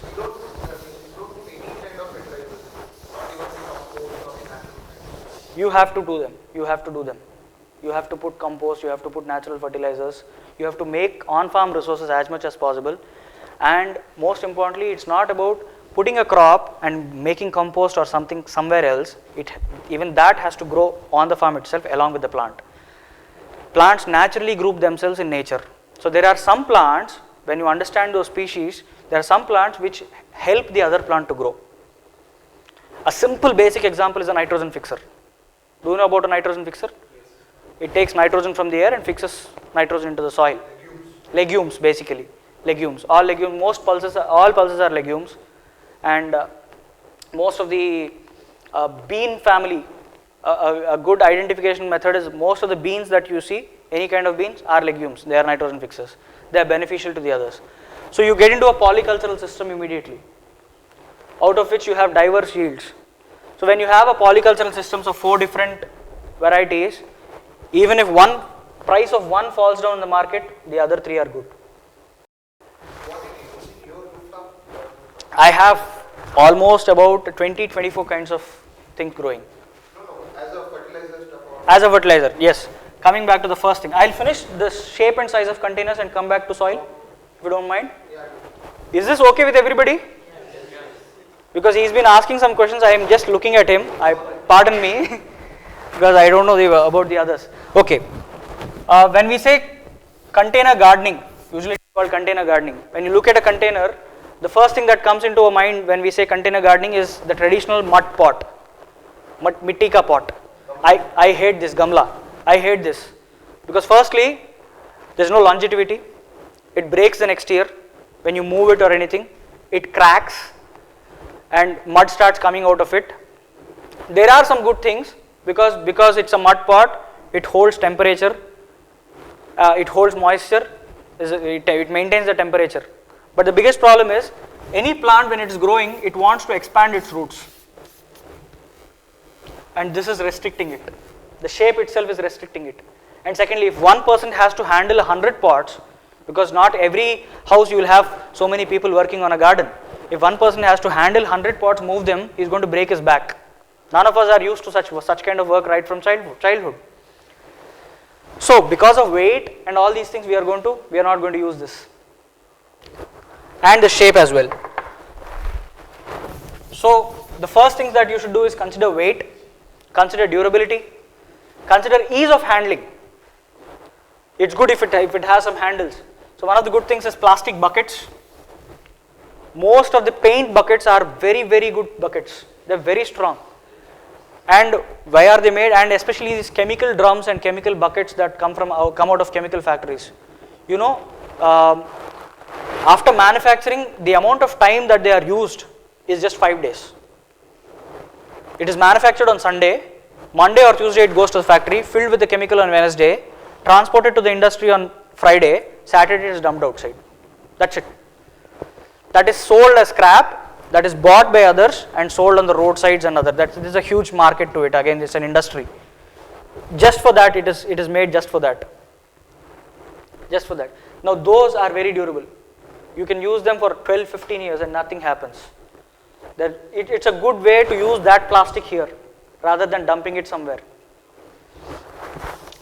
So consider shape. When we were talking about shape, so it's good to have a cuboidal kind of containers, cylindrical containers which are like this, either round. Now coming back to round, if I place containers like this, what is happening to this space? We are trying to make use of the maximum use of all the space that we have. We are losing this space, right? If I am placing these containers like this, one beside the other, I am losing this much amount of space. So you want something which is efficient. I just have this much of size. So if I am placing all such containers, I am losing a lot of growing space. So it makes more sense to use containers which are square and one beside the other, and you use all the space. In that way, plastic crates are very good. Trays, और पुराने ज़माने में ये आते थे जो cycle पे they used to get milk packets, and there used to be a tray behind that. That's a very good tray for all your green leaf vegetables. So when you start choosing your trays, you choose trays based on your requirement. What plants are you growing? If I have a deep tray of say 1 feet depth and I am growing palak, palak's root only goes till here, maybe half at the most. All this soil is waste, and this is going to take all that water. If I pour water, it's going to take all that water. So it makes more sense to use a shallow tray for palak. So use different sizes based on the requirement. A drain hole is compulsory for every tray. If you don't put a drain hole, all that water is going to get clogged. It's going to become anaerobic, and no plants like anaerobic stuff. Nothing likes anaerobic stuff. If anaerobic means bad business when it comes to plants. There are only some plants which like it, but even there is oxygenation happening. Example, mangroves, they're completely underwater, but still there is oxygen cycle happening there, especially rice. So this is one of the essential things. Coming to soil, what do you use? What shall we use when it comes to soil? We were talking about weight. One of the most important things is there is a building standard of 350 kg per square meter. Indian standard, you can at the max you can put about 350 kg per square meter on a rooftop, because that is how all the residential buildings slabs are designed to. The slab, most civil engineers will understand this. The slabs are designed to that, to take that much weight. Unfortunately, with a lot of adulteration in cement, sand and other things, especially the corrupted contractor, sadly this is not built to the standards. So it is good if we stay as safe as possible. So you reduce the weight as much as possible. There's no point. अभी rooftop है इसलिए तो garden है. अभी rooftop ही नहीं है, 20 साल के बाद गिर गया तो क्या garden चलेगा अभी. So reduce the weight as much as possible. One of the things that most people are practicing these days, especially in Kerala, people haven't had problem. A few of them are doing this in Mumbai as well, but I don't encourage it. Better be safe than sorry. Is a roof. People place bricks like this and put mud straight away and start using it. Let's see if I have a photograph. And start using it. Once you put all the mud on the rooftop straight away, what's going to happen? When you put all the soil, when it comes in contact with water, there's something called humates that are released.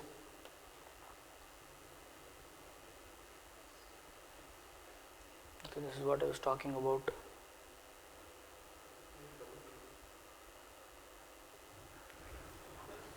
This is a very good container that you can use. The buckets, this is very bad and costly as well. These are good trays for all your methi and stuff like that, the small trays. This is one of the cheapest available material. It's a plastic nursery bag, stays for about 2-3 years, and even with the lowest of the budgets, people can start growing in this, because each bag costs about 6 rupees, stays for 2 years. You don't need to tear, the plant is growing on top, right? You don't need to tear that, it's a container as well. The wooden boxes are one of the best. There is a lot of waste wood that is there in timber depots. When they are shaping that cubic meter, there is a lot of wood that is wasted that goes as firewood to most hotels and restaurants. When you ask him, you give him a shape and size and he is going to make that and give it to you. This is going to stay for 15 years. Depends on your usage. If you If you save it from rain and sun, it's going to stay for a longer period. That's up to you. You can varnish it as well. So this is how you're going to place containers. So the point I was talking about, when you put soil straight away onto the roof, what happens? When it mixes with water, there's humus inside soil, right? Whether it is red mud or anything, there's humus inside. Essentially, it is humus that is giving life to plants. The humates start releasing, and these humates, there's a high chance of humates entering the concrete and corrode the steel that is there inside. Now there is biased debate about this particular issue. In countries like Japan, you should not grow anything on the rooftop because they consider this as dangerous. In India, people have said that they have been doing like this for the last 15-20 years. In Kerala, they have coconut trees on the rooftop, just like this. They dump mud and they have coconut trees and bananas on a rooftop, and they said there is no leakage problem. There is absolutely no problem. The roof is superbly intact. I only said it's a traditional construction, so it's strong. What else can you say? You don't know the reasons because the research is still happening. And one of the senior civil engineers, maybe sir might be knowing him, Dr. G.V. Rao, who's a former dean of IIT Delhi. He's my uncle. So he's a civil engineer and he's one of the pioneer geotechnical engineers of the world actually. So he said it's better to be safe than sorry. And this point is very much true that humates go inside and corrode the metals. So that is the reason you have to raise your containers and make sure there is space underneath, so that even if there is soil that is falling or if there is continuous contact of moisture, that dries up very easily, and you can clean it very easily. If it is like this, you have a pipe of water or anything or jhadu leya, so you can clean it from the bottom, anything in residue that falls. So it is most important to raise your containers. Raising can happen in any ways. You make a metal structure done, raise it, you use anything, use old wood, use planks. What I used is the jula that the painters use. Painters, they use a ladder kind of a thing with bamboo. That is one of the cheapest things available. My approach is very much of a guideline approach where I have options for everything. So you can go as costly as getting a metal frame done, or you can get the cheapest of the julas done. These julas also, these construction guys, they sell it after that. Once your building is done, they sell all that material. So it is important to raise the containers and the weight of the containers as well. Coming to soil. What is there in soil? When you talk about red soil, is there anything in red soil that plants take? It is there in soil, but how do plants take it from the soil? Nothing. They don't take it straight away. The most essential things for any plant or anything that is growing over generations always is the microorganisms inside the soil, essentially bacteria, fungi, protozoa, nematodes. There are good nematodes, there are bad nematodes as well. It is the microorganisms that take care of everything. If you take the finest of the particles of soil, the two particles like this, suppose there is a root that is going through between the hair roots of a plant will go in between, right? You have plant growing there, the plant is growing, harvesting, giving food and everything, but even after 10 years, the soil that you started is still there. You are not losing any material, right? Any matter is not lost. What is happening? How is it growing? So these spaces between the soil particles is what is essential, and that spaces have all these microorganisms. The microorganisms mine nutrients from soil and give it to the roots.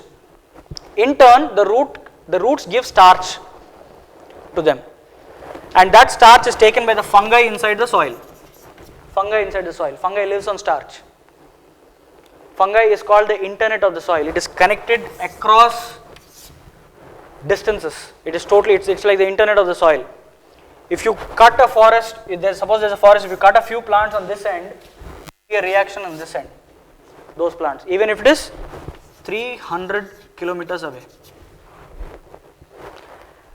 If this plant needs any kind of mineral, and if it is not available anywhere around, this is going to mine that mineral even from 300 kilometers away. That is how forests have been sustaining for generations. That is how plants work. This is how nature works. We have to mimic this on farms, and this is very much possible. So coming to soil. So this straight away rules out the need for red soil or black soil or clay soil. which is often heavy, and secondly not available in any urban area. You have to get it from farms. So if everybody in Kanpur or any other city, say per se Delhi, if they are getting all that red soil or black soil from around the suburban and the other areas from that city, they are immediately getting all that topsoil and the fertility from there and getting it here. So they are depriving farms of all the fertility. And secondly, some geotechnical engineers and geospatial and thermal engineers will actually tell you what will happen with when you move so much of soil around, breaking of these rocks and whatever is happening. So that, let's not go there, but anyways, that is also dangerous. So the first thing we need is microorganisms in the soil. What will give us that? Good compost, whether vermicompost or farmyard manure or any leaf compost, whatever the source is locally, wherever you are getting that locally, because the first time you will have to buy it. You simply do not have the resources in a city to make your own compost. If you have to do that, you will have to wait for a year. What some people do, if it's a campus like this, there are so many leaves that are dropped in the season. Just collect all that which is usually collected and burnt, collect all that every day and make a huge pile, make a 3-4 piles if you have the space on the ground, make your own compost, and that is, by the way, one of the best compost.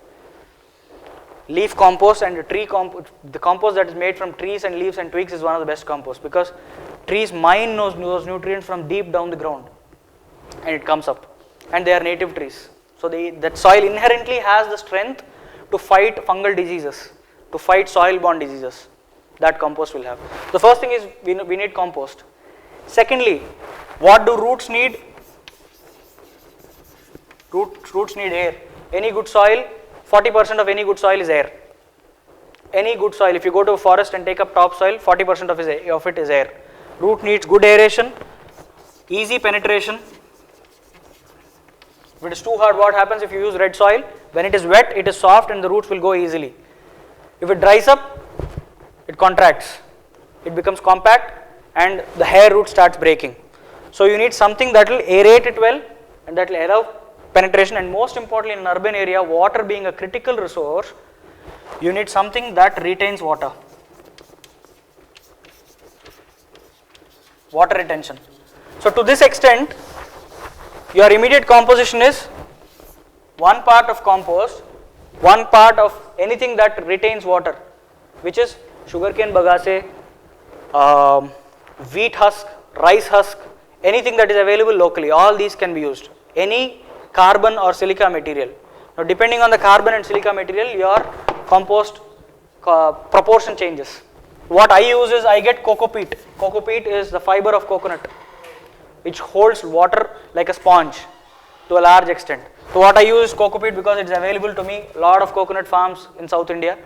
I get it easily, and this is about 45%, this is about 45%, and this is soil, that is red soil, so this is just 10%, this is what I use, that's it. Now you can alter these two the way you want. You can use coco peat, you can use rice husk, you can use wheat husk, any kind of husk. Sugarcane bagasse, it takes a little time to break down. Now depending on these materials, suppose you are using sugarcane bagasse, it is high carbon and silica. It quickly takes away the nitrogen available in compost. Depriving the plant of quick nitrogen. So immediately what you do, you increase this to 50% and you reduce this to 40%. Or you let bagasse decompose a little and then use it. Decompose it using cow manure in a drum, leave it open for a week, it semi-decomposes and then start using it in the containers. So, am I clear about the soil? You are using this particular material for that aeration. It's a porous material, right? When you mix it thoroughly and fill your containers together and place them. That way.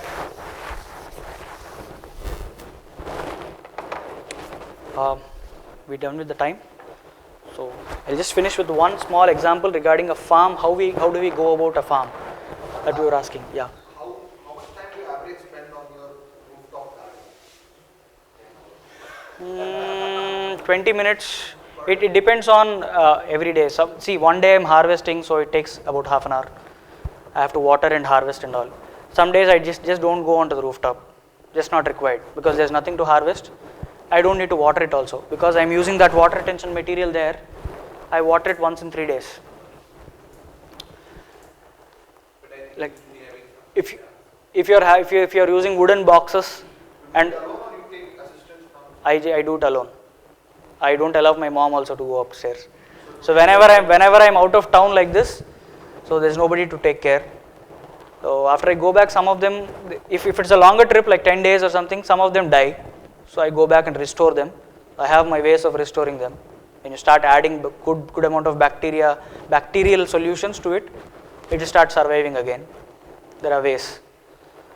This is a huge science. The compost tea that I was mentioning, one of my teachers, the eminent soil scientist in the world, Dr. Elaine Ingham, she described, she was one who proposes compost tea.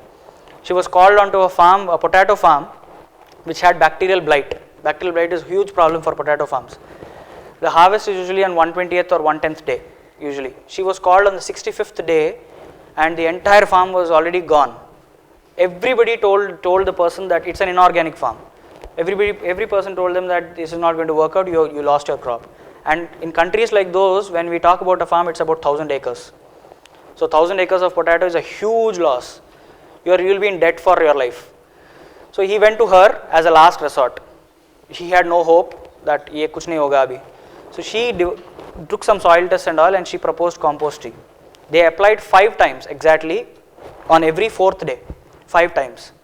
And they had a good harvest on the 125th day. She saved the entire crop, about 10% loss, but that's okay. She saved the entire crop. That's the power of compost tea. Basically, you're increasing beneficial bacteria, using it in terms of water. So even if you have a little bit of compost, you make compost tea out of it and several dilutions and start applying to farms. This is what most farmers should do. That is going to reduce their input cost. Just one pile of compost can be used for 1 acre in that right methods. That again is, you can mix it with cow urine. All these are, the traditional methods are anyways there.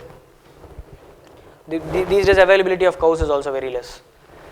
A small example about the farm. If this is a 5 acres, if I am designing this, there's naturally a slope anytime on any direction, even if it is a little.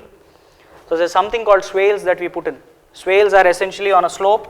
When there's a land like this, what we first do is, we remove a little bit of soil here and make a bund. This is at frequent, there's at regular intervals. Suppose this is about 20 meters distance between these two. All the water, rainwater that falls here is going to come and stop and going to hydrate this entire soil. Naturally the water, this is called subsurface irrigation. All that water is going to travel inside the soil rather than the topsoil running away, rather than eroding the soil.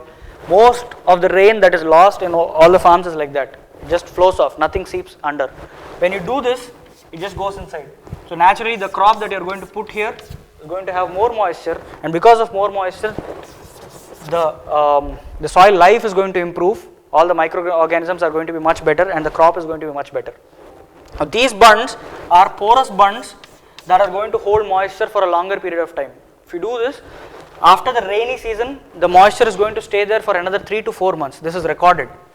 3 to 4 months. That is an extended season after your rainfall, even in the driest areas. One of my teachers, Jeff Lawton, is doing a project in Jordan, which has about 250 mm of rainfall. In the middle of a desert, he has created a 4-acre sustainable farm. We are going to do one in Punjab. One of my friends is doing one in Jaisalmer, which is also having about 300 mm of rainfall in a desert. Anyways, we put up swales. These swales are on contour swales. On contour. When I say on contour, it may not be like this. This might be average slope, but if this contour is like this and the other contour is like this, so I'll have my swales this way. I'll naturally have my swales this way. And these swales, because they hold a lot of water, they are usually tree systems. So because I'm making a little bit of undulation here, I could put a tree which needs a little bit of less water here on top, that which needs more water here. So I'll put my lemon here and my papaya here. And in this 20 meters all that little topsoil, leaves and other twigs and everything are going to settle down here, naturally making this patch more fertile and wet, and it acts as a wetland. So I'll have my patch of rice here. So if I divide my farm in a conventional way, that this is my rice, this is my papaya farm, this is my lemon farm, there's hardly any relation between all these things. But on the contrary, I put a swale, I put my papayas, and along with that I put my lemons, and about a 2-meter stretch running across 100 meters, this is my rice. And I'll have several of these, and that is going to make my 2 acres of rice. That is going to make my 2 acres of papaya. So it's a natural pattern immediately. The landscape decides the way you are going to establish your farm. From here I am going to establish where, if this is my gate, this is my motor or borewell, wherever I am there, my most productive, most of the time where I am going to work, I will have my vegetable and other patches in an intensive garden where I will have trellis and something growing underneath, everything close by, and make sure that I grow. Suppose whatever grows in half acre, I make sure that I stack all that into 1/4 acre. That's going to reduce my work. And when you do that, your production is going to increase, provided you take care of all the other systems. So this way we start working around. And depending on the rainfall, if the rainfall is much more than what you can store, you start creating ponds on either sides. So on either sides or in the middle, wherever it is required. So you place the pond where, suppose you have a pond here, you immediately start thinking that what happens to the overflow of the pond, what happens to the spillway. So what grows naturally around a pond. So you take all the species and you start checking out what has a good market value, what grows well in that particular climate, what gives a lot of different kinds of yields, and what is useful locally. You pick up that species. For example, around a pond you immediately have coconuts, and just in between the pond, that's called an edge, between those you plant bananas. There's enough moisture for bananas on the edge of the pond, and that moisture is enough again for the coconuts. So you place them there. Now underneath bananas, there's again something happening which is called elephant foot yam. What do they call it here? It's this much. It's a root vegetable. Turmeric is a very good thing under bananas. Ginger is a very good thing under bananas. There's a lot of things like lemongrass and loads of other stuff. So you create an ecosystem which is naturally, which is, once you understand how they all work. The first thing you work on your water systems. You make sure that you hydrate all your land if there is enough water. If you have less water, you make sure that all that water is concentrated on one point and that becomes productive, and the rest of the land is designed in such a way that it needs less water, it has less water, so you put those species which need less water. For example, millets, you will start growing millets along with certain kinds of trees. For example, Prosopis juliflora, those thorny trees that are found all across India, which are planted once upon a time. Only goats start eating those leaves and all. There is something called hydraulic lift that happens in those trees. They take up water from the soil and bring it to those fibrous roots on top. So naturally, if you have one tree here and about 6 to 8 meters around it, and then another tree about the same distance, and if you start having a pattern of those trees and these dots being those trees, and around that you have millets, those trees, because the hydraulic are going to give you that moisture, and in between these joinings you have your nitrogen fixers. So annually you cut those nitrogen fixers and put them back there. So we stack things in time that way.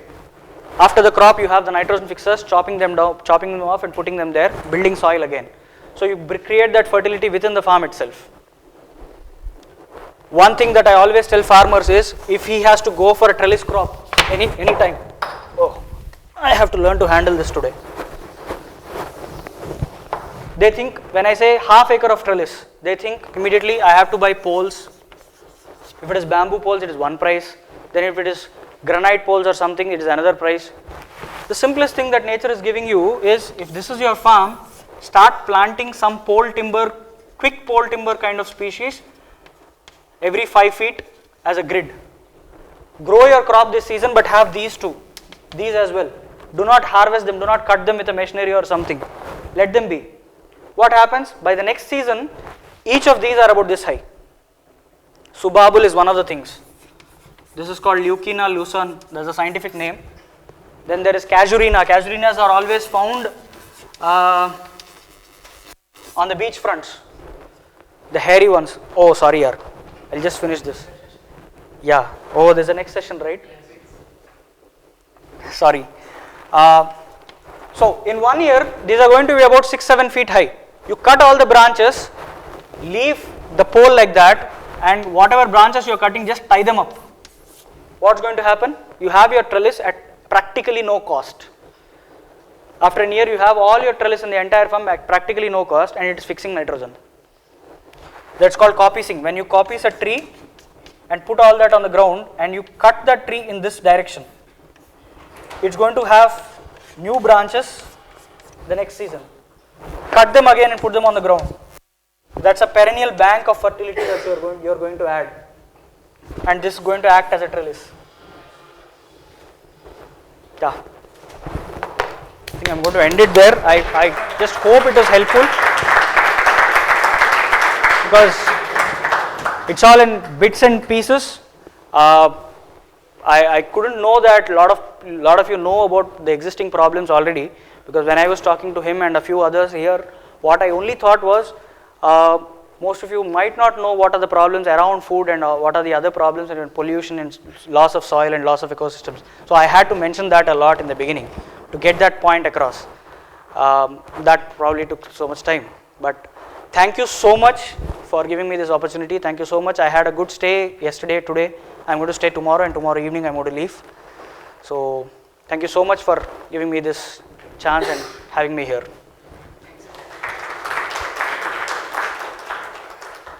Thanks for spending valuable time traveling long back from Hyderabad to Kanpur. So The time is a little short because everything that it's all modules and it's all in bits and pieces. When you have to talk about a system, you have to talk at length. I usually teach this course for 15 days. It's a certificate course. It's called Permaculture Design Certificate course, where I am eligible to certify others, and they could become professionals after they have this certificate and start teaching, start designing farms, and start making the world a better and ecologically friendly place. So that usually takes about 15 days. We teach all kinds of climates, because India itself has different kinds of climates, because continental effect, there's a maritime effect, and all these things are there. We teach all kinds of soils, different kinds of trees, how systems work, appropriate technology, all these are a part of it. And how to design is the first essential thing. It's about design. So in 15 days we are going to design how to come up with an energy efficient, eco-friendly design, which is also economically viable. So we need more designers and more teachers and more people who can change this world better. There's a huge project happening in Uttarakhand, especially permaculturists today can take it up as a career. Youngsters, the next generation can take it up as a career. One of the richest billionaires in the US, he has started a project in Uttarakhand. It's called Project 2020 or something. They have taken about 7 lakh acres of Uttarakhand for, they have taken it over, they adopted it.